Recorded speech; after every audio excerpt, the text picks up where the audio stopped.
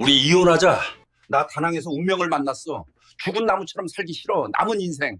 나도 가슴 뛰게 설레며 살고 싶어. 67세 박철수는 마치 점심 메뉴를 고르듯 담담하게 하지만 비장한 표정으로 입을 열었습니다.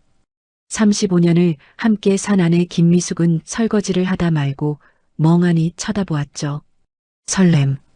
그놈의 설렘 때문에 멀쩡한 아파트를 팔고 퇴직금을 털고 조강지처의 가슴에 대못을 박은 남자. 스스로를 로맨스 드라마의 주인공이라 믿었던 이 남자의 설렘은 과연 어떤 결말을 맞이하게 될까요? 인생의 후반전 채널에 방문해 주셔서 감사합니다.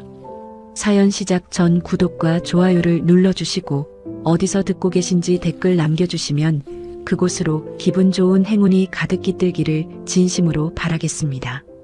사건이 터지기 2주 전 서울의 한 아파트. 박철수의 일상은 고요하다 못해 고인물처럼 썩어가고 있었습니다. 정년 퇴직 후 1년. 그는 대한민국 주부들이 가장 기피한다는 삼식이가 되어 있었죠. 아침 8시. 철수는 부스스한 얼굴로 거실로 나왔습니다. 주방에서는 아내 미숙이 달그락거리며 아침을 준비하고 있었어요. 된장찌개 냄새가 구수하게 퍼졌지만 철수의 표정은 뚱했습니다. 밥 다 됐어요. 와서 드세요. 미숙의 건조한 목소리. 철수는 식탁에 앉아 국을 한술 뜨더니 숟가락을 탁 내려놓았습니다. 또 된장찌개야? 어제 저녁에도 이거 먹었잖아. 당신이 어제 남겼잖아요. 아까워서 데웠어요. 그냥 드세요. 아까우면 당신이나 먹지. 왜 나한테 짬처리를 해? 내가 돈 벌어올 땐 고기 반찬 꼬박꼬박 올리더니 퇴직하니까 아주 사람 취급을 안 하네? 철수가 빈정거렸습니다. 미숙은 익숙한 듯 한숨을 내쉬며 냉장고에서 김치통을 꺼냈어요. 누가 취급을 안 해요? 밥 차려주는 것만 해도 고마운 줄 아세요. 영식이네 아빠는 요리학원 다닌대요. 아침마다 아내한테 요리도 해주고 파스타도 만들어 준다더라. 미숙의 비교질에 철수는 뚜껑이 열렸습니다. 야, 그 남자가 주책바가지인 거지. 늙어서 앞치마 두르고 설치는 게 자랑이야? 주책이라니요? 사랑받으려고 노력하는 거지. 당신처럼 소파에 뿌리 박고 앉아서 밥 줘, 물 줘 하는 게 더 흉해요. 나는 자격이 있잖아. 35년 동안 눈비 맞아가며 돈 벌어다 줬어. 은퇴했으면 이제 왕처럼 대접받으면서 쉬어도 되는 거 아니야? 내가 왜 늙어서까지 눈치 보며 요리를 해야 하는데. 왕 같은 소리 하고 있네. 돈 벌어올 때나 왕이지. 지금은 그냥 삼식이에요. 삼식이. 철수는 숟가락을 식탁에 쾅 내려놓았습니다. 됐다. 됐어. 내가 더러워서 안 먹는다. 철수는 씩씩거리며 방으로 들어가 버렸습니다. 등 뒤에서 미숙이 아유, 저 옹졸한 성격 하며 혀를 차는 소리가 들렸죠. 방에 들어온 철수는 침대에 벌러덩 누웠어요. 천장을 바라보는데 불현듯 서글픔이 밀려왔습니다. 내 인생이 고작 이건가? 평생 뼈 빠지게 일해서 가족들 먹여 살렸는데 늙으니까 눈칫밥이나 먹고. 그는 리모컨을 들어 TV를 켰습니다. 아침 드라마에서는 중년의 남녀가 불륜을 저지르며 뜨겁게 키스하고 있었어요. 철수는 침을 꼴깍 삼켰습니다. 나도 저럴 때가 있었는데 가슴 한구석이 뻥 뚫린 것 같았죠. 누군가 자기를 있는 그대로 봐주고 존중해주고 사랑해주는 그런 짜릿함. 그게 사무치게 그리웠어요.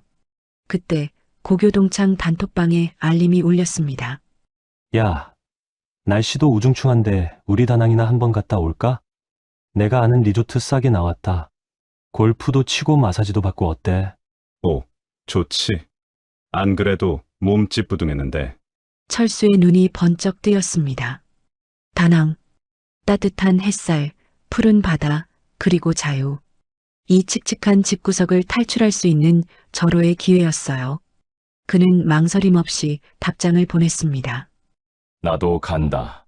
무조건 간다. 그날 저녁 철수는 미숙에게 통보했습니다. 나 친구들이랑 여행 좀 다녀올게. 베트남 다낭. 미숙은 설거지하던 손을 멈추지도 않고 대답했어요. 갔다 와요. 며칠이나 가는데요? 4박 5일. 회비는 내 비상금에서 쓸 거니까 신경 쓰지 말고. 알았어요. 가서 사고나 치지 말고 잘 놀다 와요. 미숙은 오히려 반기는 눈치였습니다. 며칠이라도 삼식이가 없어지면 편하니까요. 철수는 아내의 그런 태도에 또 한 번 빈정이 상했지만 짐을 싸면서 콧노래를 불렀어요. 두고 봐라. 내가 가서 아주 멋지게 놀다 올 테니까. 하지만 박철수는 몰랐습니다.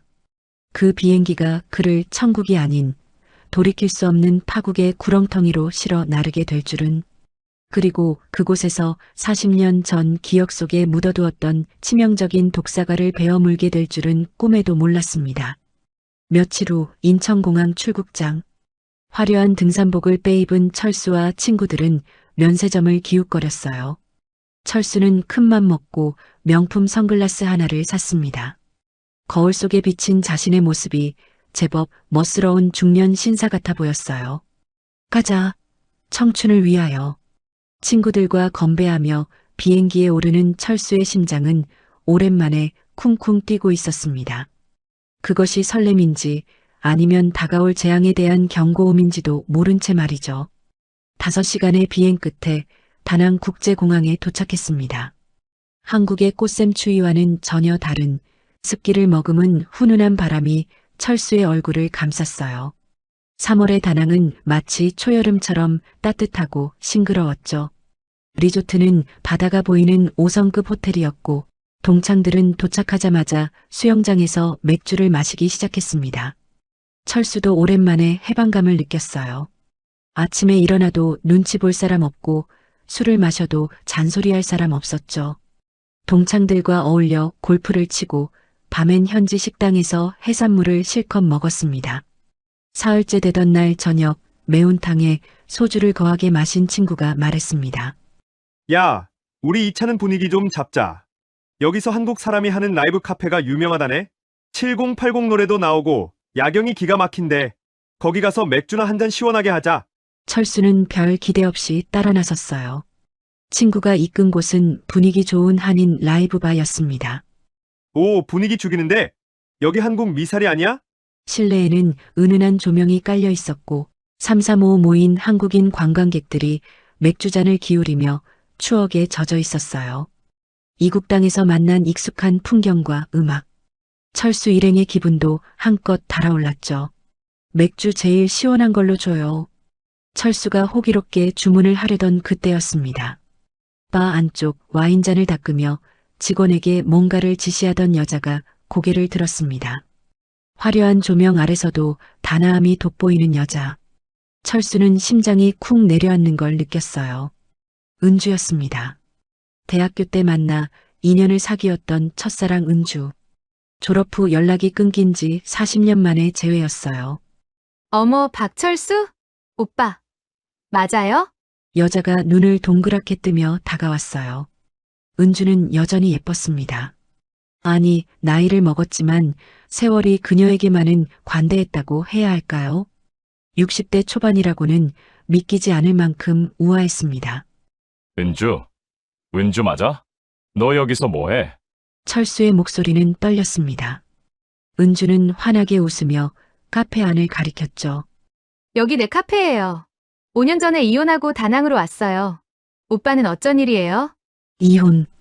그 단어가 철수의 귓가에 맴돌았습니다. 철수의 가슴속에서 왠지 모를 안도감이 차올랐어요. 유부녀가 아니라는 사실이 답답한 결혼 생활에 갇힌 그에게는 마치 기회처럼 들렸으니까요. 철수는 얼떨결에 대답했어요. 나는 작년에 퇴직하고 친구들이랑 여행 왔어. 근데 너 정말 그대로네. 하나도 안 늙었어. 은주는 수줍게 웃었습니다. 그 웃음이 40년 전 대학 캠퍼스에서 보던 그 미소와 똑같았죠. 철수는 가슴 한쪽이 뜨거워지는 걸 느꼈습니다. 동창들은 눈치를 채고 슬그머니 자리를 옮겼어요. 철수와 은주는 카페 구석 테이블에 마주 앉아 이야기를 나누기 시작했죠. 40년 동안 어떻게 살았는지, 가족은 어떤지, 지금은 무얼 하는지. 대화는 끝없이 이어졌습니다. 은주는 결혼 생활이 불행했다고 털어놓았어요. 남편의 사업 실패와 외도, 그리고 결국 이혼에 이르기까지 혼자 다낭으로 건너와 카페를 열고 근근히 살아가고 있다고 했죠. 철수는 자신도 모르게 은주의 손을 잡았습니다. 힘들었겠다. 혼자서 이 먼 곳까지 와서. 은주는 고개를 저었어요. 아니야. 오빠, 여기 오니까 오히려 마음이 편해졌어. 한국에 있을 땐 너무 숨 막혔거든. 여기선 아무도 나를 몰라. 그냥 편하게 살 수 있어. 철수는 묘한 감정에 사로잡혔습니다. 부러움이었을까요? 아니면 동정이었을까요? 아니, 그보다 더 깊은 무언가였어요. 그날 밤 철수는 리조트로 돌아와서도 잠을 이루지 못했습니다. 은주의 얼굴이 자꾸만 떠올랐죠. 40년 전 헤어질 때의 기억이 생생하게 되살아났어요. 취업 때문에 서울과 부산으로 갈라서야 했던 그때 은주가 울먹이며 말했던 것. 오빠, 우리 나중에 다시 만날 수 있을까요? 그때 철수는 대답하지 못했습니다. 그리고 그게 마지막이었죠. 다음 날 철수는 동창들에게 먼저 가라고 하고 혼자 은주의 카페를 찾았습니다. 은주는 놀라면서도 반가워했죠. 오빠, 오늘 골프 안 가? 철수는 머리를 극적이며 웃었어요. 골프보다 너랑 이야기하는 게 더 좋아서. 은주는 얼굴이 붉어졌습니다. 둘은 카페 2층 테라스에 앉아 베트남 커피를 마시며 이야기를 나눴어요. 과거의 추억, 현재의 삶, 그리고 미래의 꿈까지. 오빠는 결혼 생활 어때요? 행복하세요? 은주의 질문에 철수는 잠시 망설였습니다. 행복하냐고 물으면 뭐라 대답해야 할까요? 불행하지는 않지만 그렇다고 행복하다고 말하기도 애매했어요. 글쎄, 그냥 사는 거지 뭐. 35년을 살았는데 이제 와서 행복하냐 불행하냐 따질 것도 없고. 은주는 슬픈 눈으로 철수를 바라봤습니다. 나도 그렇게 살았어. 그냥 사는 거. 근데 그게 진짜 사는 건가 싶더라고. 이혼하고 나서야 알았어. 내가 얼마나 나를 속이고 살았는지. 철수는 가슴이 철렁했습니다. 은주의 말이 자신의 이야기 같았거든요. 여행 마지막 날 밤 은주는 철수를 자신의 가게 2층 테라스로 초대했습니다. 한강 야경이 내려다 보이는 근사한 곳이었죠. 테이블 위에는 비싼 와인과 안주가 차려져 있었습니다. 오빠, 이거 다 내가 사는 거니까 부담 갖지 말고 드셔. 나 여기 다낭에서 자리 잡았잖아. 은주는 짐짓 여유로운 척 웃었지만 술이 몇 잔 들어가자 표정이 어두워졌습니다. 은주야, 무슨 일 있어? 얼굴이 안 좋아. 철수가 묻자 은주는 기다렸다는 듯 한숨을 쉬며 와인 잔을 만지작거렸습니다. 사실은 오빠 보니까 너무 좋으면서도 슬퍼서 그래. 슬퍼. 왜? 오빠 내일이면 가잖아. 오빠 가면 난 또 혼자야. 은주의 눈가에 물기가 어렸습니다. 나 여기서 돈도 벌 만큼 벌었고 사업도 어느 정도 자리 잡았어. 남들은 나보고 성공한 여사장님이라고 부러워해. 근데 오빠, 나 밤마다 무서워. 무서워? 응. 이 넓은 집에 나 혼자 죽어 있어도 아무도 모를까 봐. 며칠 전엔 몸살이 났는데 물 떠다 줄 사람도 없더라. 그때 생각했어. 아, 돈이 다 무슨 소용인가. 내 옆에서 밥같이 먹고 나 아플 때 손잡아 줄 사람 하나 없는데. 은주는 눈물을 뚝뚝 흘렸습니다. 철수의 가슴이 찌릿했어요. 40년 전 청순했던 첫사랑이 이역만리 타국에서 성공은 했지만 외로움에 떨고 있다니. 철수의 남자로서의 보호 본능이 꿈틀거렸습니다. 은주야, 오빠는 좋겠다. 한국 가면 챙겨주는 아내도 있고 자식들도 있고 나는 그냥 이렇게 혼자 늙어가다 죽겠지? 은주가 철수의 손등 위에 자신의 손을 포개었어요. 따뜻하고 부드러운 감촉. 철수는 침을 꼴깍 삼켰죠. 만약에, 아주 만약에 말이야. 오빠 같은 남자가 내 옆에 있어주면 얼마나 좋을까. 오빠는 듬직하잖아. 내가 번 돈으로 오빠랑 골프도 치러 다니고 맛있는 것도 해 먹이고 그럼 나 진짜 여한이 없을 텐데. 미숙이랑 살면서 돈 아껴라. 청소해라 잔소리만 듣던 철수에게 내가 번 돈으로 오빠 호강시켜주겠다는 말은 악마의 속삭임보다 달콤했습니다. 은주야, 철수가 은주의 손을 꽉 잡았습니다. 술 기운인지 분위기 탓인지 철수는 자신이 마치 구원자가 된 기분이었습니다. 너 혼자 안 죽어. 내가 있잖아. 오빠, 하지만 오빠는 가정이 있잖아. 가정이 무슨 소용이야. 껍데기뿐인걸. 나도 그 집에서 외로워. 돈 벌어다 주는 기계 취급만 받고 우리 둘 다 외로운 사람끼리 만난 거야. 철수의 눈이 이글거렸습니다. 은주는 놀란 척하며 철수의 품에 안겼습니다.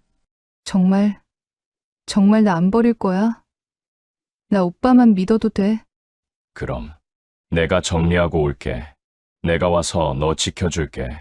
남은 인생 우리 둘이 설레며 살자. 은주는 철수의 가슴에 얼굴을 묻고 흐느꼈습니다. 하지만 그녀의 입꼬리는 철수가 보지 못하는 각도에서 살짝 올라가 있었죠. 하지만 철수는 몰랐습니다. 이 달콤한 환상이 얼마나 값비싼 대가를 치르게 될지. 다음 날 새벽 철수는 인천행 비행기에 올랐습니다. 머릿속엔 온통 은주 생각뿐이었죠. 한국에 돌아가면 제일 먼저 할 일이 정해져 있었어요. 아내에게 이혼을 요구하는 것. 철수는 기내에서 핸드폰을 꺼내 은주에게 메시지를 보냈습니다. 곧 정리하고 다시 갈게. 조금만 기다려줘. 은주의 답장이 왔습니다. 오빠 믿어요. 사랑해요. 철수는 화면을 보며 미소 지었어요. 비행기 창밖으로 구름이 흘러갔고 철수는 새로운 인생을 꿈꿨습니다. 인천공항 리무진 버스 안. 박철수는 창밖으로 스쳐 지나가는 서울의 풍경을 보며 묘한 우월감에 젖어 있었어요. 한강 다리 위를 꽉 채운 출근 차량들, 잿빛 하늘, 바쁘게 움직이는 사람들.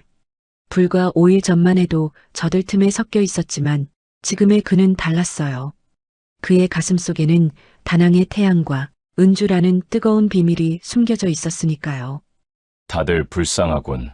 사랑도 모르고 기계처럼 살아가다니. 철수는 핸드폰 갤러리를 열어 은주와 찍은 사진을 들여다봤습니다. 뽀샤시 필터가 잔뜩 들어간 사진 속 은주는 여신 같았어요. 그는 사진에 입을 맞추며 중얼거렸죠. 기다려. 오빠가 곧 갈게. 잠시 후 버스가 정류장에 멈춰 섰습니다. 버스에서 내린 박철수는 서울의 잿빛 하늘을 올려다봤어요. 불과 5시간 전만 해도 다낭의 푸른 하늘 아래 있었는데 서울은 온통 미세먼지와 팍팍한 공기뿐이었습니다. 이게 현실이군. 지옥 같은 현실. 그는 캐리어를 끌고 아파트 단지로 들어섰습니다. 도어록이 열리자마자 훅 끼쳐오는 멸치 육수 냄새. 은주에게서 풍기던 은은한 향수 냄새와는 비교도 안 되는 지극히 생활적이고 비릿한 냄새가 철수의 코를 찔렀습니다. 아내 미숙은 설거지를 하고 있었어요. 5일 만에 남편이 돌아왔는데도 시선은 식기에 고정한 채 건성으로 물었죠. 왔어요? 밥은요? 그 무심한 한마디가 철수의 뇌관을 건드렸습니다. 여보, 나랑 얘기 좀 해. 철수는 식탁 의자를 끌어당겨 앉았습니다. 그리고 마른 침을 한번 삼켰죠. 비행기 안에서 수백 번도 넘게 연습했던 말. 그의 35년 결혼 생활에 마침표를 찍고 장밋빛 인생 이막을 열어줄 바로 그 운명의 대사를 뱉어낼 차례였습니다. 이혼하자. 나 다낭에서 운명을 만났어. 남은 인생. 나도 가슴 뛰게 설레며 살고 싶어. 철수는 내심 기대했습니다. 미숙이 충격을 받아 울거나 바짓가랑이를 잡고 매달릴 거라고요.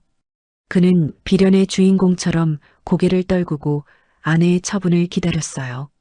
하지만 부엌에 흐르는 건 무거운 정적뿐이었죠. 3초, 5초, 10초. 침묵을 깬 건 미숙의 코웃음이었습니다. 하, 미숙은 기가 차다는 듯 입을 딱 벌린 채 철수를 위아래로 훑어봤습니다. 설렘, 운명, 이 영감탱이가 더위 먹고 왔나? 여보, 내일 병원부터 가봐요. 치매 초기 증상일 수도 있어. 치매 아니야, 제정신이라고. 철수는 억울해서 가슴을 쳤습니다. 왜 아무도 내 사랑을 진지하게 봐주지 않는 건가? 미숙은 그제야 자세를 고쳐 앉았어요. 남편의 눈빛이 평소와 달랐기 때문입니다. 단순한 투정이 아니라 뭔가 단단히 씌었다는 직감이 들었죠. 순간 미숙의 머릿속에 증거라는 단어가 스쳤어요. 지금 이 순간을 놓치면 나중에 딴소리할 게 뻔했습니다. 미숙은 주머니 속에 손을 넣은 채 익숙한 감각으로 핸드폰 측면의 녹음 단축키를 꾹 눌렀습니다. 그 사실을 까맣게 모르는 철수는 자신의 말이 진실임을 증명하려는 듯 급히 핸드폰을 꺼내 미숙의 코앞에 들이밀었습니다. 봐, 이게 은주야. 거기서 카페 사장하고 있어. 내 돈 보고 좋아하는 거 아니라고. 내 존재 자체를 사랑해주는 여자란 말이야. 미숙은 주머니 속 핸드폰을 꽉 쥔 채 사진 속 은주를 힐끔 쳐다봤죠. 화려한 원피스, 팽팽한 피부, 짙은 화장, 거울 속 자신의 늘어진 티셔츠, 부스스한 머리와는 너무나 대조적인 모습이었습니다. 35년 주부 경력의 촉이 발동했습니다. 딱 견적이 나왔죠. 보통 내기가 아니네. 꼬리 9개 달린 늙은 여우야. 미숙은 아무 말 없이 자리에서 일어났습니다. 어디가? 내 말 안 끝났어. 화장실요. 속이 울렁거렸어. 미숙은 욕실로 들어가 문을 잠갔습니다. 달칵! 잠금 장치를 돌리자마자 미숙의 다리에 힘이 풀렸어요. 그녀는 세면대를 붙잡고 거울을 봤습니다. 배신감에 입술이 파르르 떨렸죠. 설레며 살고 싶어? 나는 뭐 가슴이 없어서 이러고 사는 줄 알아? 평생 시부모 병수발 들고 남편 뒷바라지 하느라 내 이름 석자도 잊고 살았습니다. 그런데 돌아오는 게 고작 딴 여자랑 살고 싶다는 이혼 통보라니. 미숙은 수도꼭지를 끝까지 틀었어요. 거세게 쏟아지는 물소리에 맞춰 참았던 울음이 터져나왔죠. 나쁜 놈! 천벌받을 놈! 그녀는 소리가 새어나갈까봐 수건으로 입을 틀어막고 오열했어요. 억울해서 지난 세월이 너무 허망해서 가슴을 쥐어뜯었습니다. 그렇게 5분쯤 지났을까요? 미숙은 고개를 들었습니다. 거울 속 여자는 눈이 빨갛게 충혈되어 있었지만 눈빛만은 독하게 변해 있었어요. 울어서 뭐해? 저 인간이 내 눈물 닦아줄 것도 아닌데. 그녀는 찬물로 세수를 했죠. 차가운 물이 얼굴에 닿자 정신이 번쩍 들었습니다. 그래, 보내주자. 대신 내 몫은 챙겨야지. 내 35년 세월값, 뼈와 살을 깎아서라도 받아내야지. 미숙은 수건으로 물기를 거칠게 닦아냈습니다. 그리고 욕실 문을 열었어요. 거실로 나온 미숙의 얼굴엔 더 이상 눈물 자국도 감정의 동요도 없었습니다. 오직 서늘한 이성만이 남아 있었죠. 나왔어. 그래서 어떻게 할 거야? 철수가 초조한 듯 물었습니다. 그래요. 그렇게 대단한 사랑이면 가셔야지. 가야지. 사랑 찾아 인생 찾아 떠나시겠다는데 누가 말려? 미숙의 의외로 쿨한 반응에 철수는 당황했습니다. 정말 보내주는 거야? 가라니까요. 대신 계산은 확실히 하고 가요. 계산. 사랑은 당신들끼리 하시고 우린 돈 계산해야죠. 35년 살았으니까 재산 반반인 건 알죠? 미숙이 안방으로 들어가더니 잠시 후 두툼한 가계부와 계산기를 들고 나왔습니다. 식탁 위에 탁 내려놓는 소리가 마치 판사가 법봉을 두드리는 소리처럼 들렸어요. 철수는 얼굴이 붉어졌습니다. 숭고한 사랑을 돈으로 환산하려는 아내가 속물처럼 느껴졌죠. 야, 너는 어떻게 모든 걸 돈으로만 생각하냐? 내가 섭섭지 않게 준다고 했잖아. 섭섭지 않게. 구체적으로 얼마요? 위자료로 5천만 원. 그리고 당신 이 집에서 계속 살게 해줄게. 명의는 내 거지만. 철수는 아주 큰 선심을 쓰는 척 말했습니다. 미숙은 계산기를 탁탁 두드리더니 철수에게 화면을 보여줬어요. 이 아파트 시세 10억이에요. 반이면 6억. 당신 퇴직금이랑 연금도 반 나눠야 하고 최소 7억은 내놓고 가요. 7억? 내가 뼈 빠지게 일해서 번 돈이야. 내가 한 게 뭐 있다고 7억을 달래? 집에서 밥하고 빨래하고 당신 수발 등 값이에요. 억울하면 소송하던가. 아, 맞다. 당신 유책 배우자네. 바람나서 나가는 거니까 위자료 5천만 원은 당신이 나한테 더 줘야겠네. 미숙의 논리는 빈틈이 없었습니다. 철수는 말문이 막혔어요. 7억을 주면 남는 게 거의 없었습니다. 은주에게 내가 가서 다 해주겠다고 큰 소리 쳤는데 빈털터리로 갈 순 없었죠. 순간 철수의 짠돌이 본능이 꿈틀거렸어요. 사랑은 사랑이고 돈은 돈이었습니다. 철수는 코웃음을 쳤어요. 7억. 이 여자가 진짜 노망이 났나. 꿈 깨. 내 눈에 흙이 들어가기 전엔 절대 못 줘. 내가 집구석에서 밥 짓고 빨래한 게 뭐 대수라고 7억을 달래? 내가 밖에서 상사한테 깨지고 술 접대하면서 번 돈이야. 어디서 감히 7억 타령이야. 주제를 알아야지.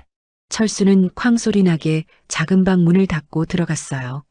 거실에 홀로 남은 미숙. 그녀는 닫힌 방문을 한참이나 멍하니 바라봤죠. 35년입니다.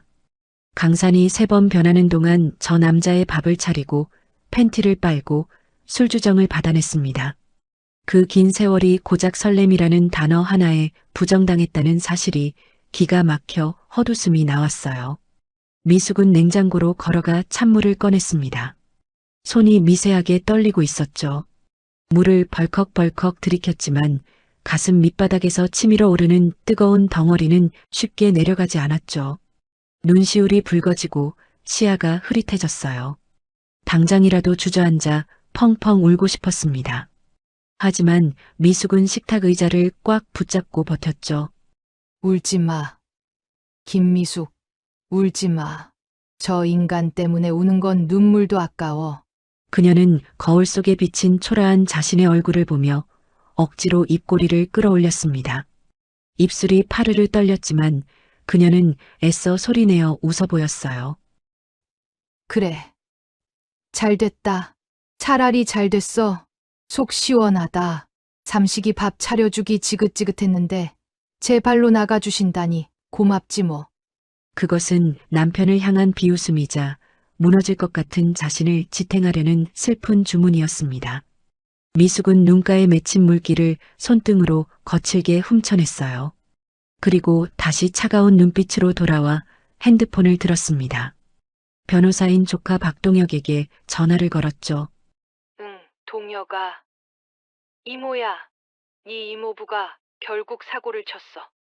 이모, 괜찮으세요? 무슨 일이에요? 딴 여자 생겼단다. 다낭 가서 첫사랑을 만났대나 뭐래나. 방금 그 인간이 지 입으로 이혼하자고 떠드는 거 내가 싹 다 녹음해놨어. 빼도 박도 못하는 증거다. 재산 분할 바로 들어가자. 아주 탈탈 털어버릴 수 있게. 내가 준비 좀 독하게 해줘. 벽 하나를 사이에 두고 철수는 핑크빛 미래를 꿈꾸며 콧노래를 부르고 있었고 미숙은 남편의 인생을 숫자로 해체하는 전쟁을 시작했습니다. 작은 방에서 철수는 은주에게 메시지를 보냈어요. 은주야, 오늘 아내한테 이혼 이야기 꺼냈어. 처음엔 좀 놀라더니 생각보다 순순하게 받아들이더라. 절차 밟으면 금방 끝날 것 같아. 은주의 답장이 왔습니다. 오빠 빨리 보고 싶어. 여기 날씨 너무 좋은데 오빠랑 같이 보고 싶네. 철수는 은주가 보낸 하트 이모티콘을 보며 싱글벙글 웃었어요. 67년 인생에서 이렇게 가슴 설레는 순간이 또 있었을까요? 나도 빨리 가고 싶어. 조금만 기다려줘. 다 정리하고 갈게. 은주는 잠시 망설이는 듯 하더니 말했습니다. 오빠, 나 때문에 그 큰 결심을 한 거야? 정말 감동이야. 역시 내 남자야. 근데 오빠, 올 때 현금은 얼마나 융통할 수 있어?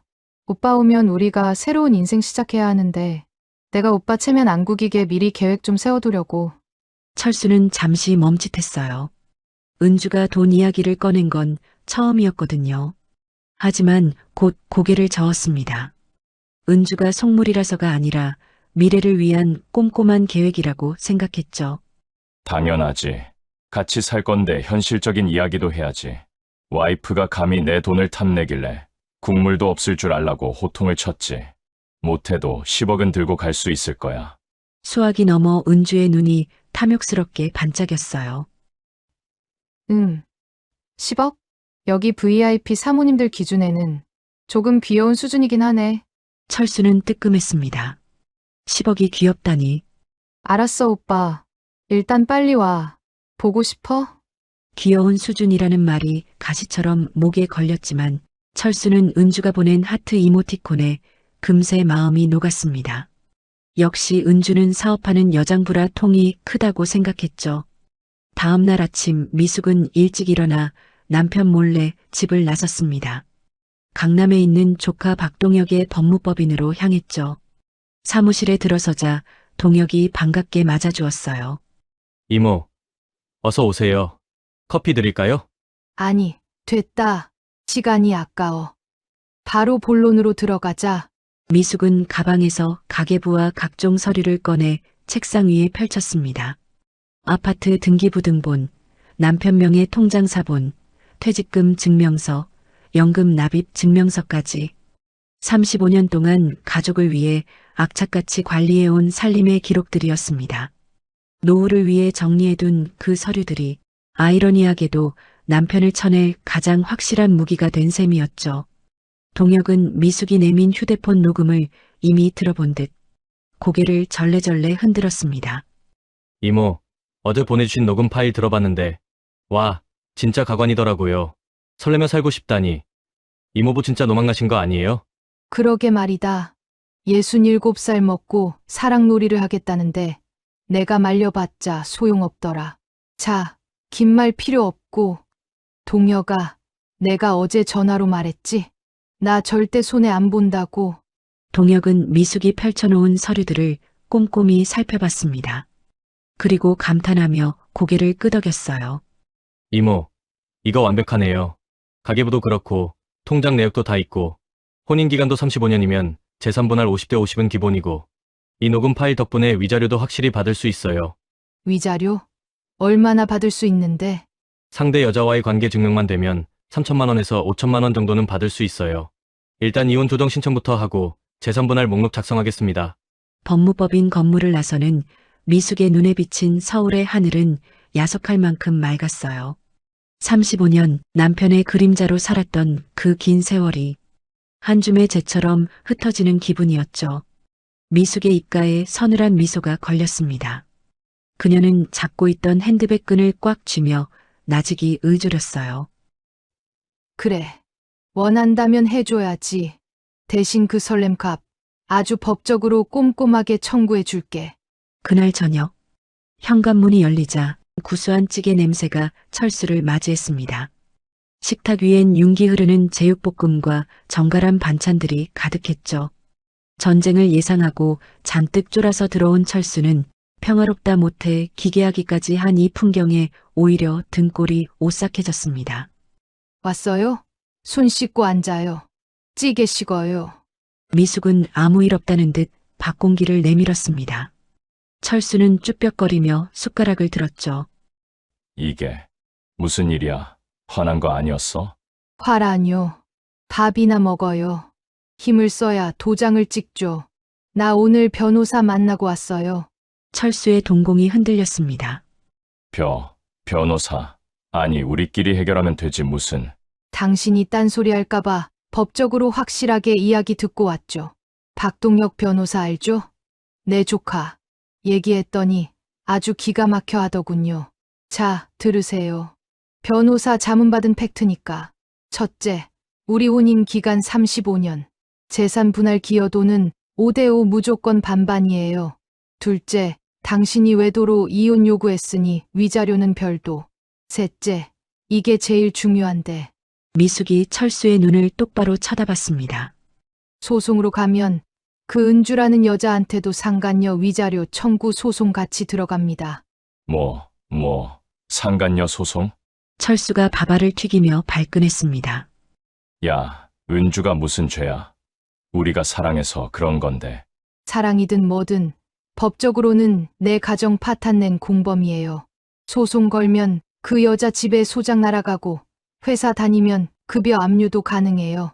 그쪽 교민사회 좁다면서요? 망신 한번 제대로 당하게 해줘요. 철수는 말문이 막혔습니다. 자신은 몰라도 이제 막 새 출발하려는 은주에게 소장이 날아가게 할 순 없었으니까요. 미숙은 철수의 흔들리는 눈빛을 읽고 쐐기를 박았어요. 선택해요. 조용히 내가 달라는 대로 7억 내놓고 가든가 아니면 끝까지 가서 그 여자 신상 다 털리고 개망신 당하든가. 너 진짜 독하다. 당신이 이렇게 만들었잖아요. 나 변호사 선임료까지 다 준비해놨으니까 밥 먹고 바로 결정해요. 철수는 숟가락을 힘없이 떨어뜨렸습니다. 맛있어 보이던 제육볶음이 순식간에 모래알처럼 느껴졌죠. 이혼이라는 폭탄은 이미 터졌고 변호사라는 강력한 무기를 든 미숙 앞에서 철수는 속수무책으로 당할 수밖에 없었습니다. 이튿날 아침, 박철수의 기행은 본격적인 궤도에 올랐습니다. 그는 아침 대바람부터 동네 미용실 문을 두드렸어요.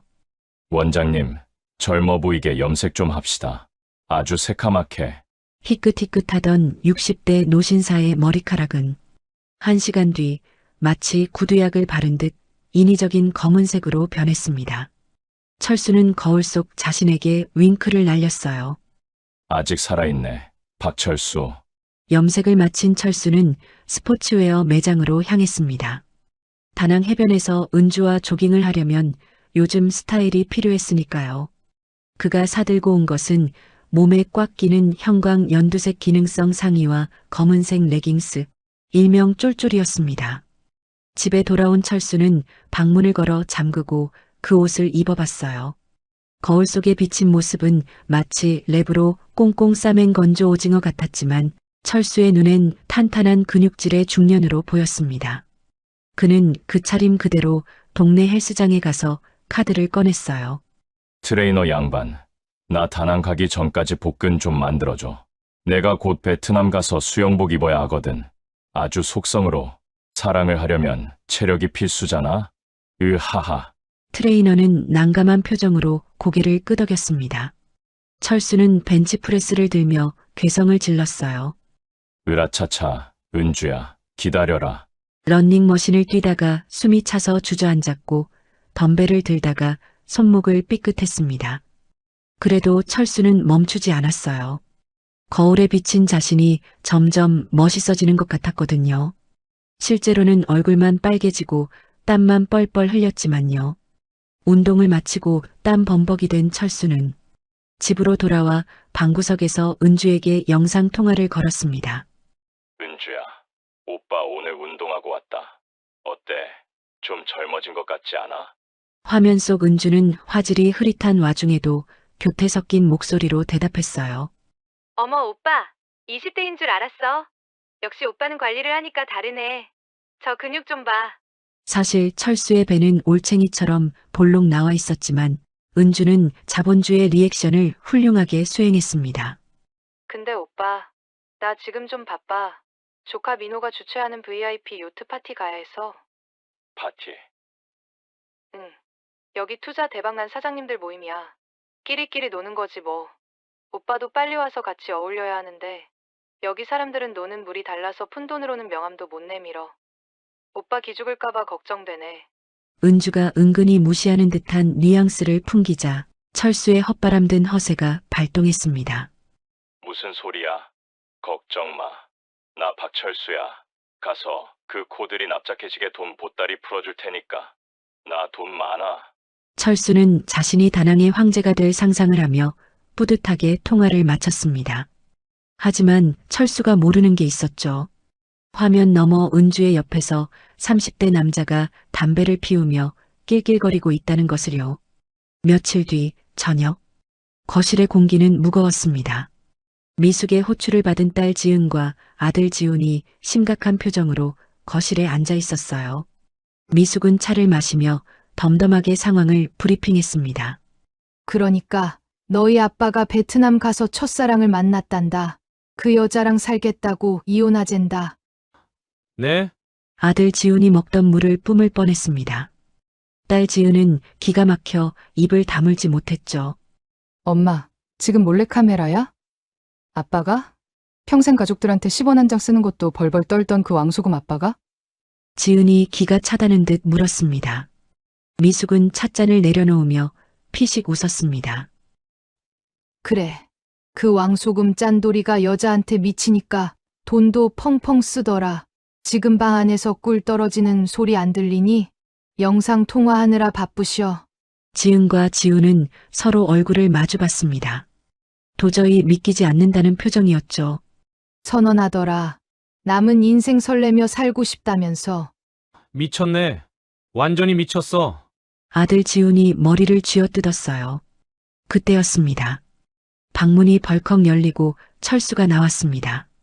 새카만 염색 머리에 형광 연두색 쫄쫄이 타이즈. 그 기괴한 비주얼에 자식들은 비명도 못 지르고 입을 떡 벌렸습니다. 아, 아빠, 머리가 왜? 옷은 또 그게 뭐야? 지훈이 떨리는 목소리로 물었습니다. 철수는 자식들이 와 있는 걸 보고도 당황하지 않았어요. 오히려 잘 됐다는 듯 식탁으로 성큼성큼 걸어왔죠. 왔냐? 잘 됐다. 안 그래도 너희한테 할 말 있었는데. 다들 앉아라. 가장으로서 중대 발표를 하겠다.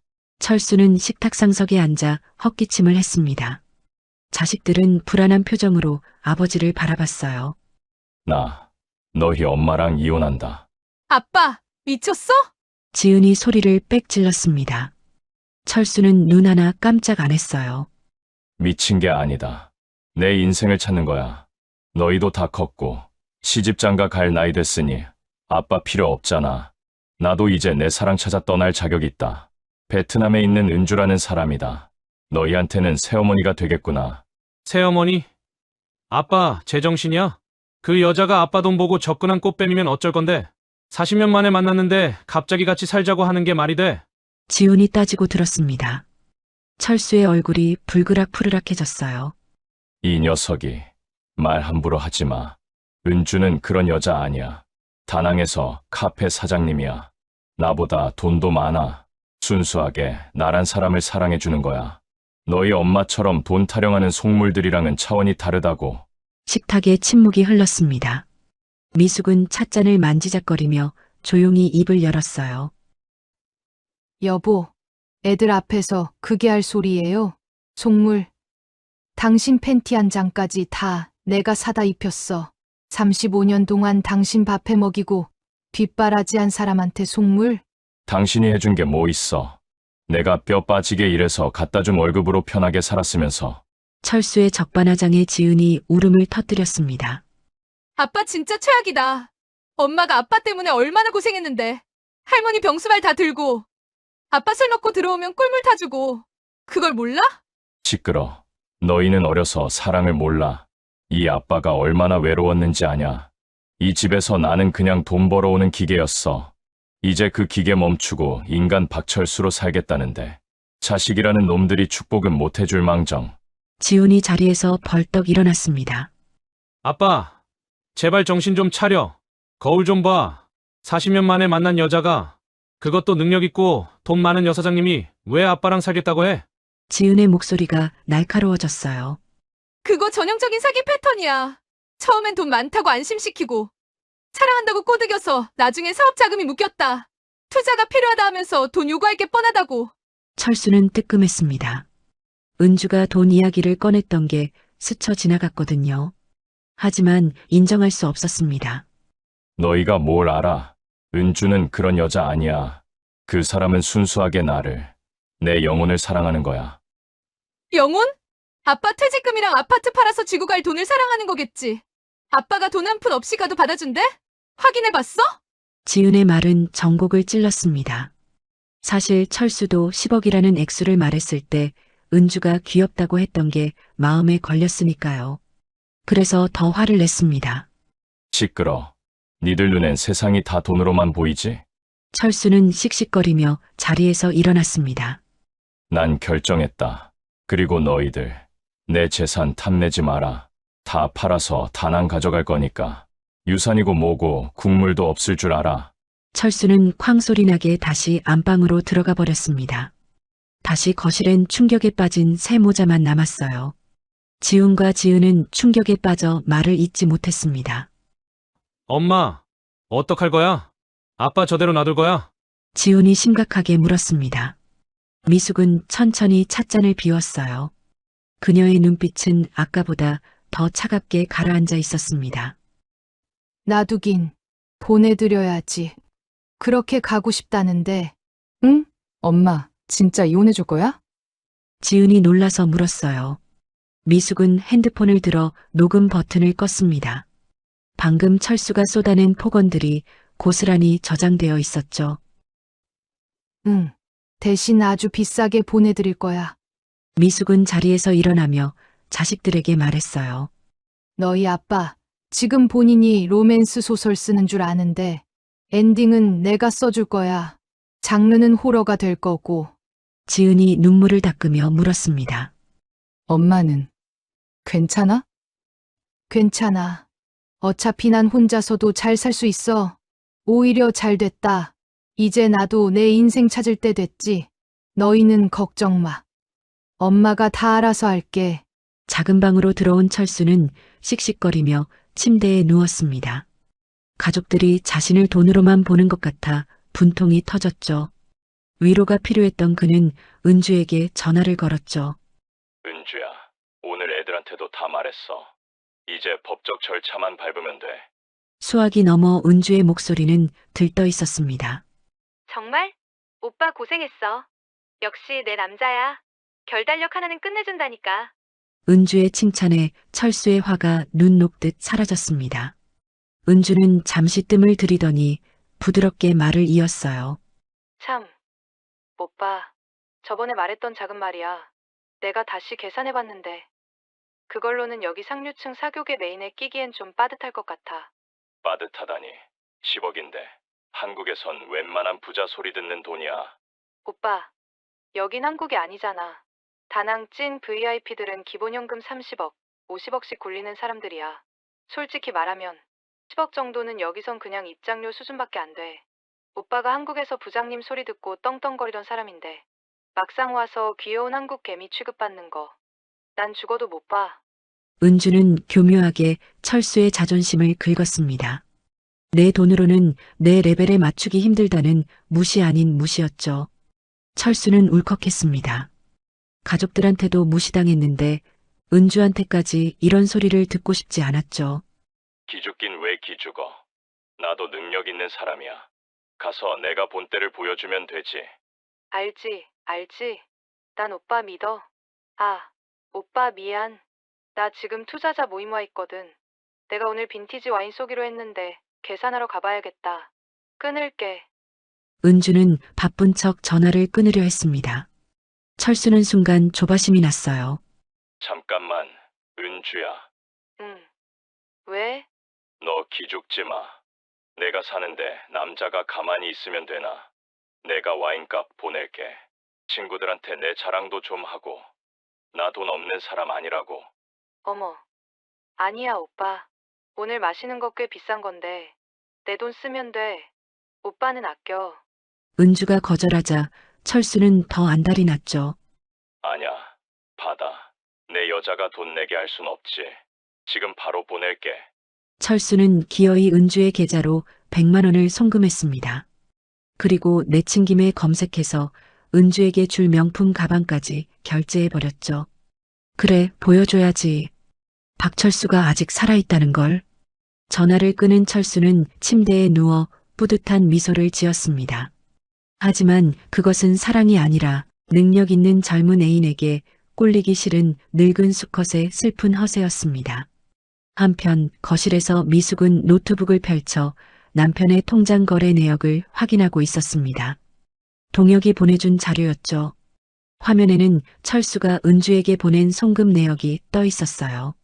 지난 일주일 동안만 500만 원이 넘게 나갔더군요. 미숙은 작게 웃었습니다. 호구 잡았네, 그 여자가. 미숙은 노트북을 닫고 창밖을 바라봤어요. 서울의 야경이 반짝이고 있었습니다. 일주일 후 서울 서초동 법조타운의 한 변호사 사무실. 박철수의 등줄기에는 식은땀이 흐르고 있었습니다.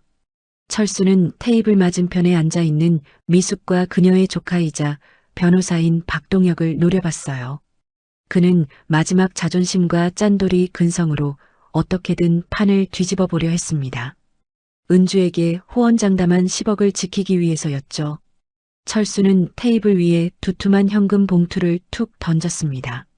마치 느와르 영화의 보스처럼 말이죠. 자, 여기 5천만 원이다. 현금으로 준비했어. 내 성이야. 철수는 다리를 꼬며 거만하게 말했어요. 집은 내 명이니까 건드리지 말고 이걸로 위자료 퉁치자. 35년 전을 생각해서라도 너무 빡빡하게 굴지 말자고. 동혁은 피식 웃으며 서류를 철수 앞으로 밀었습니다. 이모부, 지금이 쌍팔년도 이혼하는 것도 아니고 이건 아니죠. 법적으로 계산 다 끝났습니다. 이모부님은 이모님께 정확히 6억 7,500만 원을 지급하셔야 합니다. 동혁이 계산기를 두드리며 차갑게 응조렸어요. 뭐 6억 7천. 미쳤어. 반을 뚝 떼어주라고? 야, 내가 밖에서 뼈 빠지게 일할 때 집에서 놀고 먹은 사람이 무슨 기여도가 50%야. 전업주부 가사노동 같이 인정된 지가 언젠데요. 그리고 동혁이 서류 한 장을 더 꺼내 들었습니다. 이 합의서에 도장 안 찍으시면 바로 소송 들어갑니다. 아시죠? 소송 가면 상간녀 위자료 청구까지 같이 들어가는 거. 다낭에 있는 김은주 씨한테 소장 날아가도 상관없으시죠? 그분 사업하신다면서요. 교민사회에 소문 쫙 퍼질 텐데. 철수는 입을 다물었습니다. 은주에게 큰 소리쳤던 10억이 눈앞에서 반토막 난다는 계산이 서자 철수의 눈앞이 캄캄해졌습니다. 안 되는데. 은주가 실망할 텐데. 쪽팔려서 이걸 어떻게 말해? 내가 능력 없는 남자라고 생각할 거 아니야. 돈도 돈이지만 은주에게 깎일 체면이 더 무서웠어요. 하지만 도장을 안 찍으면 은주에게 소장이 날아가고 그러면 모든 게 끝장이었죠. 알았다. 찍는다. 찍어. 더러워서 준다. 쿵. 빨간 인주가 묻은 도장이 합의서에 찍혔습니다. 그 소리가 마치 철수의 인생이 두 동강 나는 소리처럼 들렸습니다. 미숙은 서류를 확인하고 자리에서 일어났어요. 야, 김미숙.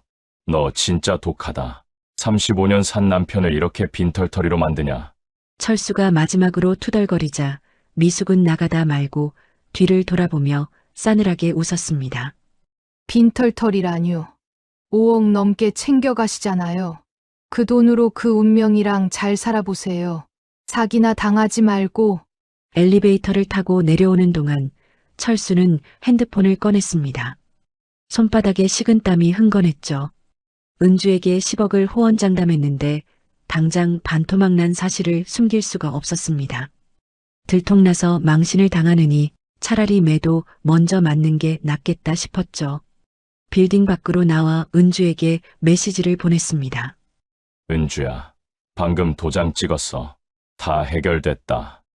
근데 미숙이가 변호사까지 써서 독하게 나오는 바람에 내가 챙길 수 있는 돈이 5억 4천 정도밖에 안 될 것 같아. 미안, 내가 큰 소리 쳤는데 면목이 없네. 철수는 전송 버튼을 누르고 숨을 죽였어요.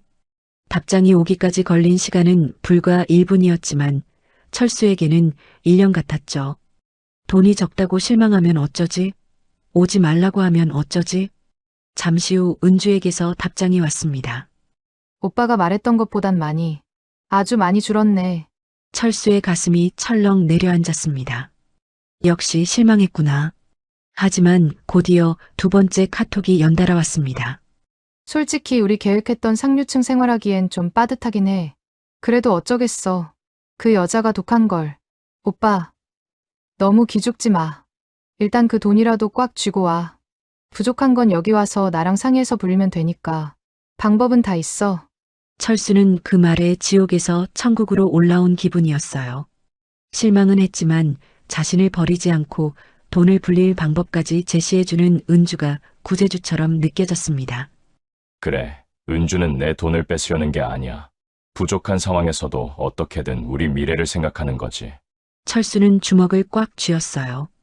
은주의 방법은 다 있어 라는 말이 자신을 파멸로 이끄는 주문인 줄도 모른 채 말이죠. 일주일 후 아파트가 팔렸습니다. 금매로 내놓았더니 생각보다 빨리 팔렸어요. 시세보다 1억 싸게 내놨으니 당연한 일이었죠. 철수는 떨리는 손으로 미숙에게 보낼 돈을 이체하고 나니 5억 4천만 원이 남았죠. 서울에서 이 돈이면 번듯한 아파트 전세 구하기도 빠듯했어요. 속이 쓰렸습니다. 하지만 철수는 곧 고개를 저으며 정신 승리를 했어요. 은주랑 가게 차려서 오순도순 살면 그게 행복이지. 철수는 은주에게 전화를 걸었습니다. 은주야, 돈 다 정리됐어. 방금 미숙이한테 보낼 거 다 보냈다. 정말. 오빠 고생했어. 그래서 우리 계획대로 5억 이상은 확보된 거지. 은주는 이미 알고 있던 금액을 재차 확인했습니다. 응, 딱 그 정도 남았네. 다행이다. 오빠, 그 돈 절대 다른 데 쓰지 말고 오빠 명의 통장 OTP에 잘 넣어둬. 그래야지. 근데 은주, 너 돈 많잖아. 이 돈 없어도 우리 사는데 지장 없는 거 아니야? 철수가 넌지시 물었어요. 은주는 기다렸다는 듯 철수의 자존심을 건드렸습니다. 그건 그렇지. 내 돈은 차고 넘쳐. 하지만 오빠, 여긴 자본주의 바닥이야. 내 남자가 어디 가서 셔터맨이나 기둥서방 취급받는 거 난 죽어도 싫어. 그 돈은 오빠의 자존심이자 품위 유지비야. 알았지? 기둥서방이라니. 당치도 않지. 알았어. 내 자존심 세울 총알이니까 목숨보다 소중하게 챙겨갈게. 응. 역시 내 남자야. 빨리 와. 보고 싶어 죽겠어. 다음 날 철수는 인천공항행 편도 비행기표를 끊었어요. 돌아올 생각은 없었습니다. 금이 환영하기 전까지는요. 철수는 공항버스에 오르며 마지막으로 서울 하늘을 올려다봤어요. 잘 있어라. 지옥 같은 서울아. 나는 천국으로 간다. 이제 그에게 남은 건 5억 4천만 원이라는 묵직한 총알과 그 총알을 노리고 입을 벌린 다낭의 덕분이었습니다. 다낭국제공항 입국장. 박철수는 짐 카트를 밀며 두리번거렸어요. 주머니 속에는 전 재산을 털어넣은 보안카드와 OTP가 들어있었죠. 손으로 주머니를 만지작거릴 때마다 딱딱한 플라스틱 감촉이 느껴졌습니다. 불안감과 기대감이 뒤섞여 심장이 두근거렸습니다. 그래, 이게 맞는 선택이야. 난 잘한 거야. 무조건 잘한 거야. 철수는 스스로의 결정을 필사적으로 정당화하고 있었죠. 마침내 베트남 다낭 공항에 도착한 순간 오빠, 저 멀리서 화사한 하얀 원피스를 입은 은주가 손을 흔들었어요. 다낭의 후끈한 열기 속에서 그녀만 시원한 바람을 두르고 있는 것 같았습니다. 햇살을 받아 반짝이는 그녀의 모습은 마치 영화의 한 장면 같았죠. 그런데 은주 혼자가 아니었어요. 그녀의 뒤에는 흰 장갑을 낀 기사가 반듯하게 서 있었고 그 옆에는 검은색 벤츠 S클래스가 번쩍이며 대기하고 있었습니다. 차체에 반사된 햇빛이 눈부셨어요. 철수는 멈칫했습니다. 뭔가 스케일이 다른 것 같았거든요. 은주야, 이게 다 뭐야? 철수가 더듬거리며 물었어요. 은주는 철수의 팔을 꽉 잡으며 환하게 웃었습니다. 내가 오빠 온다고 렌트했지. 우리 오빠 첫날부터 불편하게 할 순 없잖아. 기사님, 짐 실어드려요. 네, 사모님.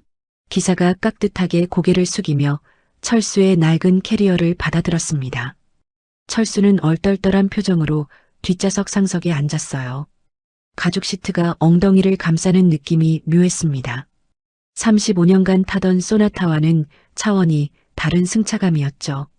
에어컨 바람이 시원하게 불어왔고 은주에게서 나는 고급스러운 향수 냄새가 차 안을 가득 채웠어요. 철수는 창밖으로 펼쳐지는 다낭 시내를 바라보며 생각했습니다. 이게 진짜 내 인생인가? 꿈 아닌가?